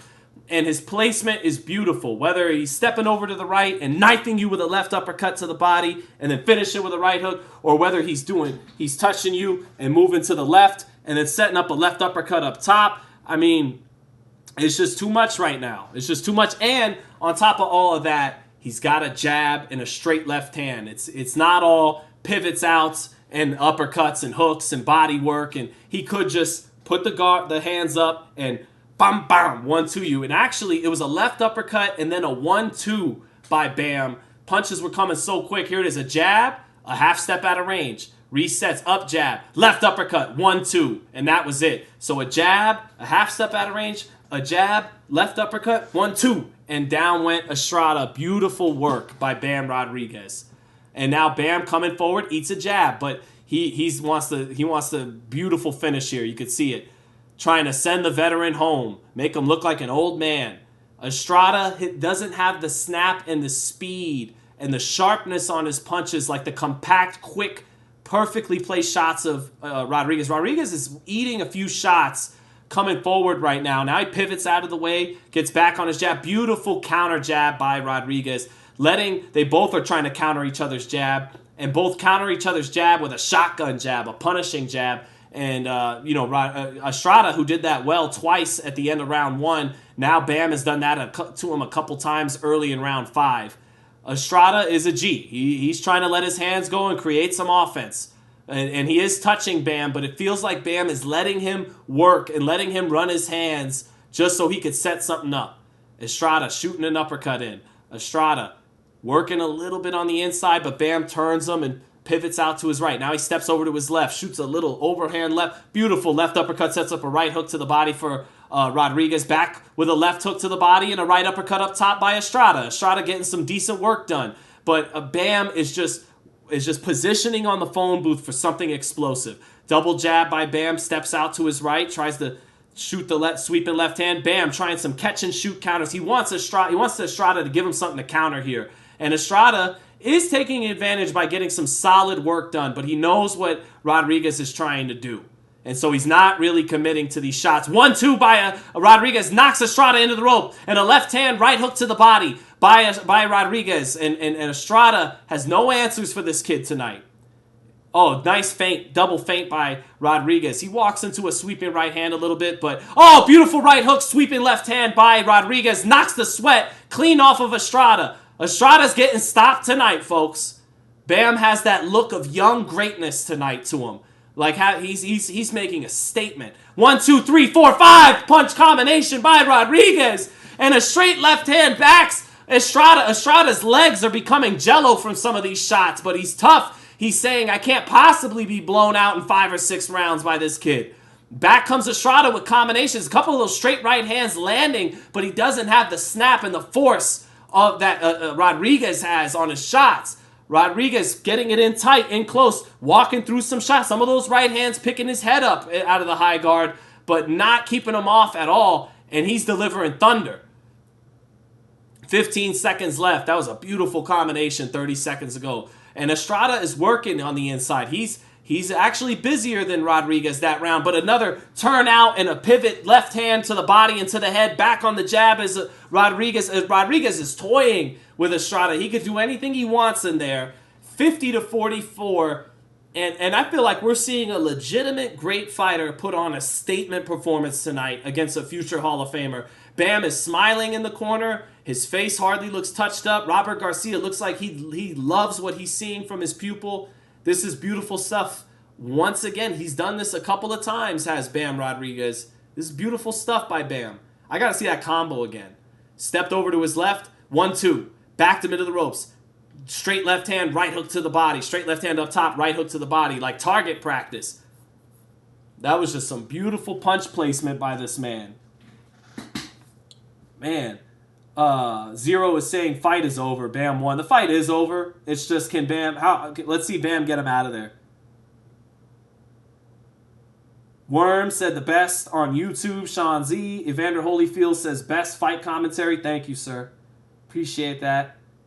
Mr. Quake says Bam is feeling himself. All right, here we go. Bam coming forward, shoots that jab, lands it twice, takes a half step out, makes Estrada fall short, steps back in range, lands his jab. Straight right hand, down goes Bam Rodriguez. Got a little too cocky in the pocket, and a straight right hand by Gallo Estrada drops Bam Rodriguez. Bam is smiling like, yep, that's what I get. That's what I get. Bam better wake up and stop playing with his food. Bam better wake up and stop playing with his food. He got cocky there and ate a straight right hand from the vet. The vet letting him know, this is why I'm the OG, young man. And back comes Estrada with a right hand and the left hook. Bam, got to get his legs back underneath him. Good jab by Bam Rodriguez. And now Estrada falls short with a right hand. Bam picking his hands up, working again. 2 straight right hands by Estrada. Estrada needed that moment big time. A jab and a left up, sweeping left hand by Bam off the right pivot. When I say right pivot, it means he's pivoting it out to his right as he punches. Jab to the body by Bam. Back comes Gallo now with his jab in the center of the ring. Gallo is in this fight now. 1-2 falls short for Bam. And that's why Gallo's a future Hall of Famer, man. Gallo almost walking into a left uppercut, and that buzzed him a little bit.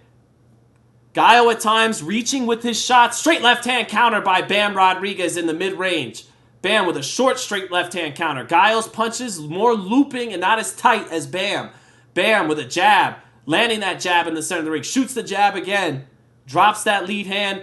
Tries to set up an overhand left by shooting the jab to the body. Gallo moving off to his left. Getting away from that. Gallo tightening his stance up a little bit. Wants that right hand again. Knows he's got to walk the kid into it. Right hook to the body by Bam. Steps out to his right.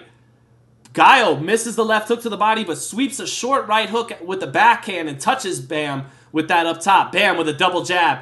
Back in the center of the ring. Little short right hand to the body by Gallo. Straight right hand up top gets blocked for Gallo, but he's in this fight now.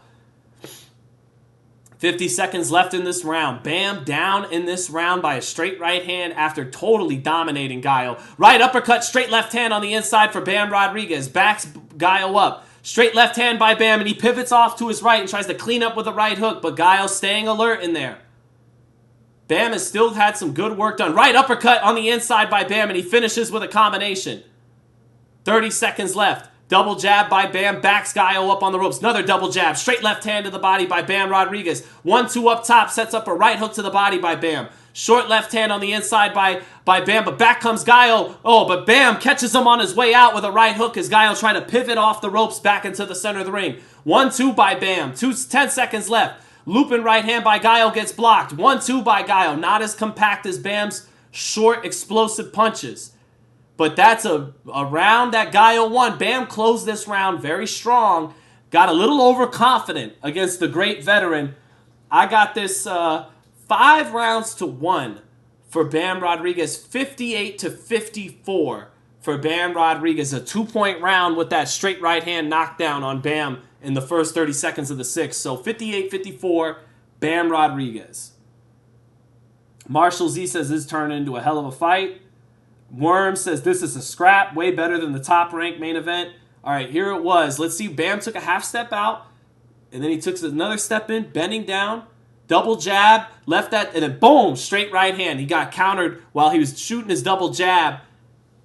But back he came with a straight left hand counter later in the round. Bam, if you took the knockdown out of it, it was another Bam round. But with it being a knockdown, 10-8 Gallo. So 58-54 Bam. Bam still looks like he may very well stop Gallo. But that was just kind of a cool moment for Gallo Estrada. You know, he wasn't just... It looked like, man, he's just going to get ran out the ring. But that moment let us know, you know, hey, I'm still Gallo Estrada. So round 7 now. And, yep, it's Bam with a left uppercut to the body to start this round off the jab. Straight left hand lands for Bam, touching with his jab. Life in his feet, bouncing his feet. Stepping to Gallo Estrada.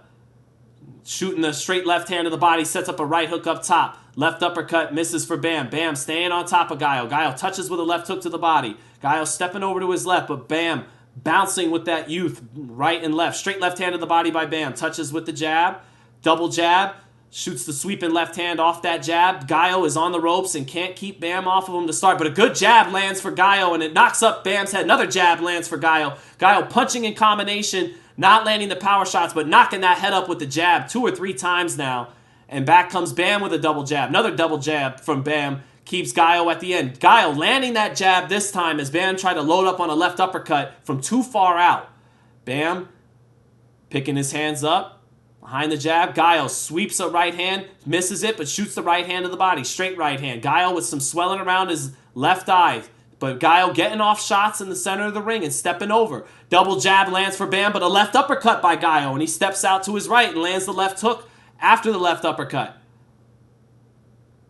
Gallo eats a little jab, matches the jab of Rodriguez. Rodriguez shoots a 1-2, but Gallo resets in the center of the ring, dips underneath a jab and a sweeping left hand of Rodriguez. Gallo picking his hands up in the center of the ring, parries the jab well. Gallo eats a jab and then comes back with his own jab and then eats another jab. Jab, jab, jab, exchange by both guys there. Gallo stepping over to his left, trying to give a little bit more angles to set up the right hand again. Bam is just quicker and more compact. Minute left in the 7th. Good left uppercut by Gallo, but he eats 2 straight left hands for getting that left uppercut off. Jab to the body and straight left hand up top. Gallo not always reacting to some of these shots with his reflexes. And sometimes that's good because he's not overreacting to all the little movements. But straight left hand to the body for Bam sets up a right hook with Gallo across the ropes. Gallo on the ropes, covering up. But Bam works his combinations. Gallo trying to punch in between with a right hand to the body, but he's a little bit buzzed, I think, by a sweeping left hand to the body by Bam, but he eats a straight right hand. Back comes Gallo with a straight right hand. They exchange. Gallo lands a check left hook while Bam lands a straight left hand. 25 seconds left. Gallo trying to work a combination off the ropes, falls short with the jab. Bam steps back in with his jab. Bam with a 1-2, misses. Right hook just off the mark off that 1-2, misses. Gallo misses with a check left hook, eats the jab. 8 seconds left. Gallo can't go punch for punch with this kid, just trying to be savvy in there. Oh, body shot, drops Gallo Estrada. Gallo overshoots the right hand, left uppercut to the body. I don't know if Gallo's going to beat it. A left uppercut to the body. 8, 9, 10, and that's it. He's counted out. It's a KO, not a TKO. It's a KO 7 for Bam Rodriguez. One of the best at punching in between punches. And Gallo with the, I said it all night, chat. I said it all night. He had the more wider, less compact punches than Bam. And Bam took advantage of that in the last 10 seconds. Gallo opening up with kind of wide looping punches. And Bam knifed the left uppercut to the body in between the veteran's punches and knocked him clean out with the 10 count. It's a 7th round KO in the last 10 seconds off a left uppercut to the body by Bam Rodriguez. Kind of similar to what Terrence Crawford did to Julius Ndongo. If you remember, Crawford planted a wicked counter body shot. You don't often see a wicked counter body shot end a fight. Crawford Ndongo comes to mind, and that's what Bam Rodriguez just did. A beautiful punching in between, a little pivot off, and then with the short, more fast, explosive, compact, snapping punches than Gallo, who was a little looser and a little more wider, more fat on his shots, bing, and knocked him out. And this would have been a more competitive fight if Gallo was in his prime, but that was a great performance by Bam Rodriguez. If you take away the right hand knockdown in round 6, which, not making excuses for Bam, Bam could be had because, you know, you could catch him. It's not easy, but it's a little bit like Pacquiao in that southpaw stance and all those explosive angles. If you got great timing and a set of balls to stand in the pocket with all that firepower, you can catch him. He can be had, but it's not easy. Yep, it wasn't a left uppercut. It was more like a left hook out of the southpaw stance, and he caught Gallo letting his hands go, and here it is. Gallo with a 1-2. Yep, Gallo shot a 1-2. And Rodriguez just touched him with a left hand to the body. Then he tried to open up with something else. 1, 2, touched with a left hand to the body. And then Gallo still trying to work his right hand, eats a second left hand to the body. Bam knew he was still there from the first left hand to the body. And the second time he really sat down on it and sat down Estrada permanently on that knockout. So good stuff. Good stuff. Tay says Bam is different. That body shot was so vicious and accurate. It was. Gustavo Fontalba said Bam's double jab was a thing of beauty. It is, and he's beautiful. A lot of the great Bud does this. Manny did it. Bam does it. Lomachenko does it. A lot of the great southpaws of today. Purnell didn't do this as much. Purnell popped a shotgun, consistent jab. A lot of these great southpaws today, they do that double jab. It's not a pawing jab, but it's not a shotgun jab either. A little something on it. They're great at lead foot positioning against the orthodox guy. Orthodox guy's right here. Southpaw, lead foot here. Get that little angle to the blind side. Double jab off that angle, and it sets something up. It sets something up off that little touch double jab to the right, getting that lead foot positioning to the blind side, and that just lines them up for something here. And Lomachenko's good at that. Crawford's good at that. Bam's good at that. Usyk's good at that. And who am I missing? I think I named someone else. I don't know. They're all good at it. So, yes, that was good stuff. Wilkerson Bernard, thank you for the super chat, brother. He says, check out the Instagram message I sent you 2 weeks ago after you released your reaction video. After you released your reaction video of Tank vs. Frank. I would appreciate it if you would allow me to express my point of view on that fight between Shakur and Tank. All right, let me take a quick look. Let me see if I can find you here. Because I'm horrible at checking my messages. Where are you at, brother? Wilkerson Bernard. Oh, I see. Okay. So Wilkerson Bernard told me, thank you for the super chat again. He says, hi, Sean. My name is Wilkerson. Thank you for all those kind words. So here's what he says. I was watching your reaction vid about Tank and Frank, and you mentioned that Tank has been fighting a lot of good fighters back-to-back, but he needs an elite fighter like Shakur. Now, my question is, what makes Shakur an elite fighter? Who has he ever fought to be classified as such? The toughest fight he's had is De Los Santos, and I believe Tank would knock him out. I don't even understand the hype behind Shakur Stevenson. Every single one of his past opponents I believe Tank would knock out. Most of Shakur's hype is coming from things he's done in the gym or the so-called eye test against guys like Jamel Herring, Valdez, De Los Santos. Those guys are okay fighters, but I would like for you to address that topic next time you go live on YouTube. Well, the short answer would be he's elite because he's actually on the pound-for-pound list. Tank hasn't fought anybody on the pound-for-pound list yet. I think even past or present. Maybe Santa Cruz was number 10 or 9 at one point. But, Tank has a better plethora of names on his resume than Shakur does. Shakur's best wins, like you mentioned, Valdez, De Los Santos, Jamel Herring, some solid wins. Tank has more of them, but I'm a traditionalist, and Shakur has done something Tank's never done. He unified. Tank's never unified, and when he unified that night, April 30th, what was it, 2022? Was that 2 years ago? When he unified, that made him the man. That made him the lineal champion at 130 pounds. And it doesn't mean that he's faced better fighters overall than Tank. You could definitely easily argue that Tank has the better names on his resume overall. But Shakur is undefeated. He's on the top 10 pound for pound.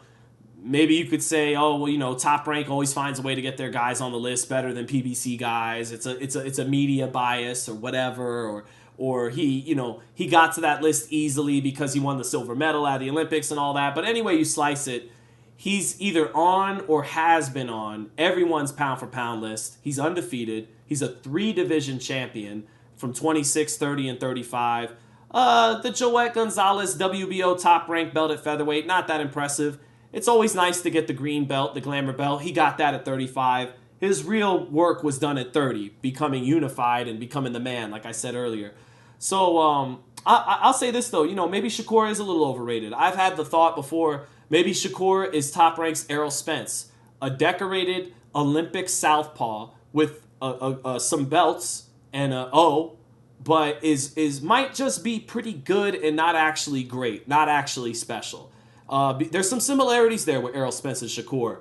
Shakur has better defense than Errol ever had. Errol's more heavy-handed than Shakur will ever be. But there's some similarities in that their bag isn't that deep. I think Shakur, when he's comfortable in the pocket, he has a bag.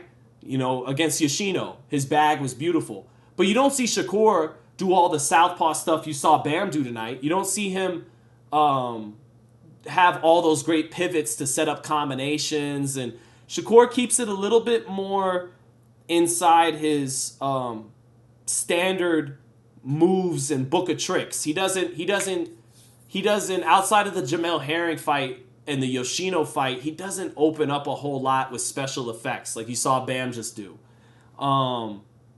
So you might be right. And ultimately, Tank might just knock him out because Shakur's not comfortable. Once he feels the power, he's going to be timid, and Tank will win the fight, whether it's by a boring decision because Shakur doesn't want to engage, or he at some point catches him and knocks him out. But at the same time, Shakur might box his ears off. Shakur might be forced to fight in the pocket more than he normally likes to, or else there's no way he could win the fight. And so you'll actually get a great fight between two great talents in Shakur and Tank.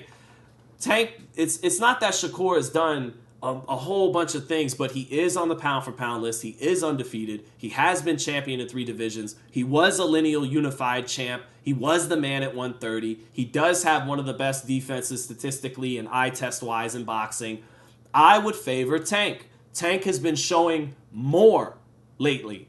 Pull counters, aggression, good chin, explosive speed and power. He's been checking a few more boxes lately than Shakur has. But I gotta see it. I can't, beating Frank Martin, it's not enough. It's if you're the face of boxing in America, you gotta beat other elite fighters. And Shakur, Wilkerson, whether you truly consider him elite or whether you feel like he's truly proven himself as elite or great. He's not great. But when you're in the top 10 pound for pound, you're elite. So he's got to beat a Shakur Stevens. He's got to beat another undefeated elite fighter. Lomachenko's going to be a nice win if he wins that fight. I think he will. But Loma's 36. He's still a world champion. It's a good win, but it's not enough to be the man, the guy. If he's who he says he is, then handle your business against Loma and Shakur, and then go up to 40 and handle your business against all the stars that we've been asking you all to fight each other since you were in your early 20s. Devin, Teo, go up to 40 and handle it there. But if Tank in his next 2 fights knocks off Shakur, knocks off Lomachenko, he's an all-time great lightweight, and he's definitely punched his ticket to the Hall of Fame. But there will still be more. There's always more to prove when you're in the prime of your career and you're one of the faces of boxing. There's always more to prove. That's why I said it a couple of lives ago. De La Hoya, the equivalent of what Tank's about to do is what De La Hoya did to Whitaker and Chavez. Chavez was still the WBC champ at 140. Whitaker was still the WBC champ at 147. They were both 32, 33 years old. Lomachenko's still the IBF champion. He's 36. So think of it like when Oscar beat Chavez and Whitaker. Everyone said, good job. But now we got to. Not we want to. We got to see you against the guys in their prime in your era. Trinidad, Mosley, Vargas, etc. So the same thing for Tank. After he beats Lomachenko, good job. Very good win. Unification at that. Good job. But if you're that guy, if you're the Dundada of boxing, beat up Shakur, beat up Teo, beat up Devin, and be that guy then. Be that guy. Oscar did it. Leonard did it. You do it. If that's who you are. That's all. That's all I'm saying. So yeah. And as much as we may, say Teo wasn't impressive tonight, Teo beat Lomachenko at 23 years old. And Bam is just now Tank at 30, closing in on 30, is finally going to fight Lomachenko. So I like Tank. I think he's a pound for pounder. I think he's nasty. I think speed, power, skills, certain mean streak in he's a bad boy. He's a bad man. But what am I doing something wrong here? I'm doing my job. You's got to fight the best. Oh, what are we doing? So, why the F would Tank, who is the biggest draw of boxing, need to go up to fight Teo when Tank's the A side? CC, you're just so anxious to defend Gervonta Davis when there's not an issue here. I said, handle your business against Lomachenko and Shakur, and you're an all-time... Did you miss all this? I'll say it again. Handle your business against Lomachenko and Shakur, and you are an all-time great lightweight, a first ballot Hall of Famer. But what are we gonna do after that? Just hang out with him? Just go? No. When you clear out 35, you go to 40 and fight the bet. Do you CC? Do you know what De La Hoya did after he unified at 35? He went to 40 and became champion at 40. Do you know what he did after he became champion at 40? He went to 47 and fought Cuarte when he was undefeated, Trinidad when he was undefeated. Do you know what he did after that? He went to 154 and unified there. Unified. Became the man. You know what he did after that? He went to 160 and fought Bernard fucking 6'1" Hopkins and lost. You know what he did after that? He fought Floyd Mayweather. Do you know what he did after that? He fought Manny Pacquiao. What are we doing here, CC? No one's hating on your boy. We're just putting the same... You're hating on him. You got low expectations. Your lowered expectations of Tank, that maybe you're subconsciously leaking. You got a lower opinion of him than those guys. Because if you think of Tank Davis as Sugar Ray Leonard, Oscar De La Hoya, Floyd Mayweather, Muhammad Ali type fighter, then why wouldn't we expect him to go up to 40 after he becomes the man at 35? In fights, I'm picking him to win, by the way, Mr. CC. You know? Mr. CC, I love CC Peniston. I loved her music. Why can't you love me, bro? I'm just trying to help boxing. All right, enough. What's up, Benjamin Wilkins? I'm just having fun, CC. CC says, CW, your lady loves Tank. That's why. Well, she don't... See what I mean? You're so anxious to just be a fan of Tank. He don't need that. You should be worried about if someone's lady is jealous of you, not Gervonta. Gervonta getting pussy doesn't score you any points. Come on, CC. Come on. We got to do this. Raider Reaper says, Bam looked like De La Hoya tonight. He looked on that level. Different style. Obviously, Oscar was like a traditional USA boxing, side-to-side movement, traditional head movement, combinations. And Bam did that too, but Bam's doing it in the more contemporary. He's kind of mixing in some of those Ukrainian feints with his own Mexican-American style. And Bam is special, man. You could tell he's pulling from guys like De La Hoya. He's pulling from the great southpaws like Loma.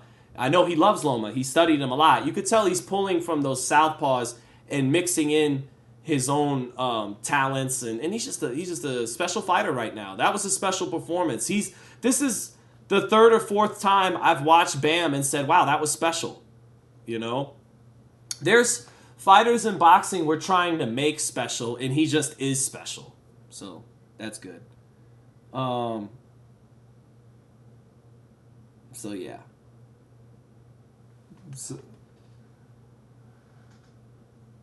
Sean, does this win give Bam a spot on the pound for pound? It should, man. It should. I can't even.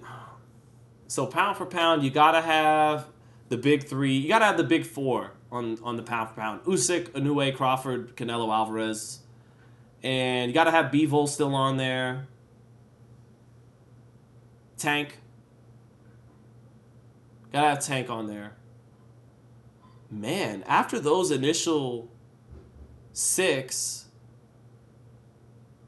Bam's got to be on there. I'm struggling to think of 10 fighters. You still got Beterbiev, you got Shakur, you got you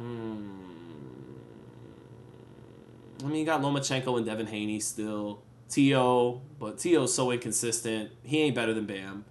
Not pound for pound. Jai Opataya is good, but Bam's better. Yeah, dude. I think Bam might be like top 8. Yeah. Just off top. Bam over Bivol, I'm cool with that. I agree. Bam does more than Bivol. Doesn't always mean you're the better fighter, just because you got more in your bag. Kind of like Tim Duncan, Kevin Garnett. Like Garnett had the turnarounds. He had the shot all the way out to 20 feet. He could put the ball on the floor. He's a better passer. But Tim Duncan was just better, I guess. I say I guess because I love Kevin Garnett more. But yeah, I think Bam has a deeper bag. Bam just doesn't have that Canelo win. Like, that Canelo win is gold for Bivol. Even though it was against a smaller guy, it's still gold. But I'm with you. I actually think Bam is better than Bivol. Bam is ahead of Canelo. I can't do that yet. Canelo still looked really good against Munguia, and he's Canelo. He's Canelo. Head-to-head, pound for pound, though. Yeah, maybe so. I still give the edge to the OG, to Canelo. Molly Mall, thank you for the super chat, said Bam versus Junto is the fight, not a new way. Well, yeah, great point, Molly Mall. That is a great fight. I think Junto's at 18 now, right? Junto is not at... Did someone ask me about Undisputed? Hold on. Let's see. All right, I guess I was wrong. But Bam versus Junto is the fight. Yeah, I think Junto is a bantamweight champion, right? So he's 3 pounds above. That's an amazing fight. Bam is a little bit better than Junto Nakatani, but Junto is so tall and has such a good left hand that you got to see it. You got to see it. But I might favor Bam Rodriguez, man. I think I might favor Bam. Bam is a better fighter. But Junto is tall as shit for the division and has a great fucking left hand. Yeah, he's at bantamweight now. Yeah, right. Oh, WBC bantamweight title. Let's go. Let's see it. I want to see it. Cause now Bam is the WBC super flyweight champ. Am I right? So I want to see him fight for the WBC at bantamweight. Let's see. Yep, WBC super flyweight title. So Bam is now a 3. He is a 4-time champion because he's won the WBC super flyweight title twice now, and he unified at flyweight against Sonny Edwards with the IBF. So 4 division, 2-time champion, 20-0, 13 knockouts, still only 24 years old. Hall of Fame written all over him. Might already be good enough to be a Hall of Famer. He's got wins over Srisaket Soranvisai, Carlos Cuadras, Gallo Estrada, and Sonny Edwards. Nice slate of wins. Let's see the Junto Nakatani fight. I think that's a great challenge for him. Nakatani is bigger than him and does have a great left hand, but Bam is just better. He's a little bit better than him. He's got more in his bag. I would favor Bam. So do it. Let me see it. Let me quickly look at the 115-pound rankings while we're at it. Hold on, chat. We could do this together. We could do this together. I think my wife's coming down soon too. We can get some Sammy Sanchez final thoughts. That was that steroid I couldn't pronounce. Box Live Super Flyweight rankings. Let's see this. All right. Well, that's not... He was the ring champ. That is not the case anymore. Ioka's a good-ass fight. Kosei Tanaka's good. All those guys are good. Fernando Martinez, meh. Bam will pivot circles around him. It'd be fun to watch because Martinez is very fun to watch. It'd be a fun fight. Bam would pivot circles around him and fuck him up, but it'd be fun to watch. Ioka is a really good fight. I'd favor Bam, but Ioka is been on the pound-for-pound list. He's a bad boy. He's a really, really fucking good fighter. That'd be a good fight. So it looks like the best fight for him in this division now is Ioka. Although, I will say, Kosei Tanaka is nice. I like Kosei Tanaka. They're both good fighters. Look, if he sticks around this division and unifies against Tanaka and against Ioka, the really good Japanese champions, that's a good look. Those are good wins. But the real smoke would be bantamweight. And let me see if Ring has Junto number 1. Yeah, they got him at number 1. That's the fight. That's the fight. Ain't shit else for him there, though. Ain't shit else for him there. Not really. Let's see this fight, chat. This is the fight I want to see. I want to see Bam and Nakatani. Nakatani's not going to stick around this weight very long. He's tall. He's going to go to 22. I would love to see Nakatani against somebody. Can I see Nakatani against somebody? Can I see Nakatani against Ioka? Nope. He already moved up. Okay. Well, can I see him against Bam move up? Nope. Okay, then fuck. Can I get him at 22 against Inoue? No. Because by the time he gets there, Inoue will move up, and they don't want to do that fight for some reason. God damn it. I just want to see it. I just want to see it. So, yeah. But chat, man, it's been over 2 hours. Anything else we got to talk about before we get up out of here? Kazuto Ioka beat Bam's brother. He did. He beat Franco, right? He beat Franco. And they're half brothers, I believe. Bam should fight Inoue. He's got to go up 2 weights for that. I think it's more likely you see Inoue move up to 26 before you ever see Bam move up to 22 for that fight. Raider Reaper hits me with the pound for pound. Number 1, Usyk, agreed. Number 2, Inoue. Number 3, Canelo. Number 4, Crawford. Number 5, Bivol. Number 6, Tank. Number 7, Bam. Number 8, Beterbiev. Number 9, Lopez, question mark. 10, Benavidez, question mark. All right, I'll go... If I was purely doing it on, like, who deserves it the most, I would go Usyk, Inoue, and then Crawford, because Crawford's been inactive while Usyk and Inoue have been putting in work. I'll go...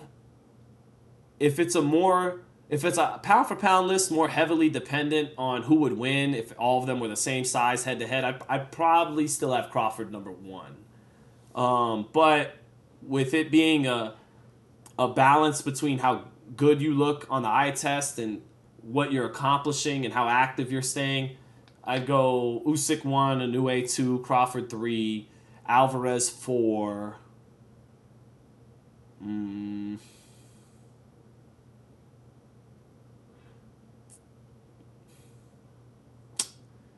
I got Tank, Bivol, and Bam right there at 5, 6, and 7. I just don't know what order I want to put them in. I'll put Bivol 5 off the fact that... I'll put Bivol 5. I'll put Bam 6. And I'll put Tank 7th. And then 8, 9, and 10 is hard. Beterbiev's 40. He's the light heavyweight champion. He's the man at light heavyweight, not Bivol. But he fights once a year. He's 40. He's injured. Who are the last 3 names I really want to settle in on? David didn't look great at light heavyweight. He did for about 5 or 6 rounds. Shakur, Devin, David, Beterbiev. Opataya, maybe, kinda, sorta. Junto Nakatani, Kazuto Ioka, Tio. It's tough. That's why I don't do a whole lot of top 10 pound for pound. But that's me deliberating off top. Big Worm says, thank you, Sean Z. Much love and many blessings. Back to you too, my man. Have a good one.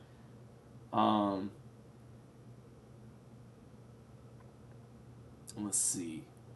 Who you got, Virgil or Boachuk? Oh, Virgil. Boachuk is nothing special. He's big and consistent and tough, but he gets hit a lot. And Virgil's much more talented than him. Virgil. No hesitation. Virgil.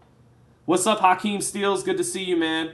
Hakeem Steels, you see my Knicks? Hakeem, I need to hear from you about this. Did you... Okay. I'm going to chill the box and talk for just a second. Did y'all see who my Knicks... Now, this is the old number 1. This is a Stoudemire number 1. But the Knicks got a new number 1 on the squad. Mikal Bridges. Not a superstar, but pretty damn good. The Knicks are nice, son. The Knicks went 25-5 with OG Anunoby and Jalen Brunson in the lineup last year. They re-signed Anunoby. Obviously, they still have Brunson and everyone. And now they added Mikal Bridges. Man, this team is sexy. But this team is really dope because the NBA right now is all about teams that can switch and having multiple do-it-all wing players. And, having a lineup with multiple scorers and multiple guys that can switch positions and defend multiple positions. And now the Knicks with OG Anunoby and Mikal Bridges and Josh Hart, they got a lot of nice athletic wing defenders that can shoot and space the floor and make their own shot too. I'm more excited as a Knicks fan heading into this season than I've ever been. More excited than any of the Carmelo years. So, Hakeem Steels, if you're still in the chat, you guys, let me know what you think about my Knicks getting Mikal Bridges. They say the Lakers might get Clay. I don't know how much that means now with how old Clay is and the fact that LeBron's better like with a Kyrie that could generate his own shot. I mean, LeBron in his peak all he needed was like size and a lot of shooting. So I think Klay Thompson with like Miami LeBron or Cleveland LeBron would be a perfect fit. But I think Lakers LeBron, who's 40, it'd be better if Klay was a guy who could get his own shot off better. LeBron could still gets like 8 assists a game. I mean, Klay is a solid addition to the Lakers, but I don't know how much he really moves the needle. And then someone said the Knicks will sweep Boston. Gohan, OB, thank you, babe. You're welcome. Look at the shirt she got on. She about the shits. Show them the shirt. No boxing. No Wait, boxing. come here, baby. I love you. Come. I want to hug. Sit on my lap. No, Sit on my lap as we big talk. now. Bucks. Oh God, I love you. That's my baby. So big. I love you. Oh. All right, thank you for the tortellini. Of course, you're welcome. I love you. So, is Leo asleep? Yeah. Oh, I gotta get off the live chat. I gotta play Undisputed. this. No. What are we doing Paper Mario tonight, or are we playing Mario Kart 8 online? Both. Both. We'll do a few races. All right. Oh yeah, get a couple races in, then we're gonna finish that Paper Mario grind. That's right. All right. I don't think so. I still think Boston healthy and the Knicks healthy. I still think my Knicks fall short. I keep it objective over here. I still think the Knicks fall short. I mean, I keep it so objective. I covered the Super Bowl with my 49ers playing in the Super Bowl, and I picked the Chiefs. So, yeah, I still think Boston beats the Knicks in 6 or 7. But the Knicks, they should win 55-plus games and get to at least the 2nd seed. And that should be a great Eastern Conference Finals against Boston. I mean, my Knicks, we could still lose to Philly if they get like Paul George. Milwaukee should be better than they were last year. But yeah, anyways, it is devolved into basketball talk now. So let's see. But all right, guys, I'm going to get off. God bless all of you. I'm going to go play some Mario Kart. Anthony Brito said, you got a baddie. High five. Thank you. Terry McGinnis says, beautiful couple. Thank you, brother. I do love my lady. She's amazing. She made me this tortellini right here. This is real guinea food right here. She's Mexican, but I make her cook. I don't make her. I make her cook all the good Italian dishes. I needed it. And I dial a mean number, you know. I don't cook, but I dial a mean number, as my father used to say. Or now it's Postmates. You don't even dial a mean number. I got a mean swipe up finger for Postmates. Chiquian Boxing, good to see you, brother. He says Usyk, Crawford. Okay, so here's my man JJJ, Chiquian Boxing, my young brother out here in Vegas. He says Usyk, Crawford, Inoue, Canelo, Bivol, Beterbiev, Shakur, Bam, Tank, Nakatani or Tio at 10. Nice. Big Worm says, hey, Mama Zittel. Jameson says, shout out to the Zittels. Chiquian says, W, wife shot. I told her that today. I said, you are a W. Pasta puts you in a sleep coma. Yeah, that's all I eat is pasta. Giovanni Quintero says, how did you all meet? We met in high school, junior year in high school at the football game. And it was love at first sight. So, yeah, you guys have a great rest of the evening. Bam, Rodriguez is nice. Oh, my God, he's nice. Oh,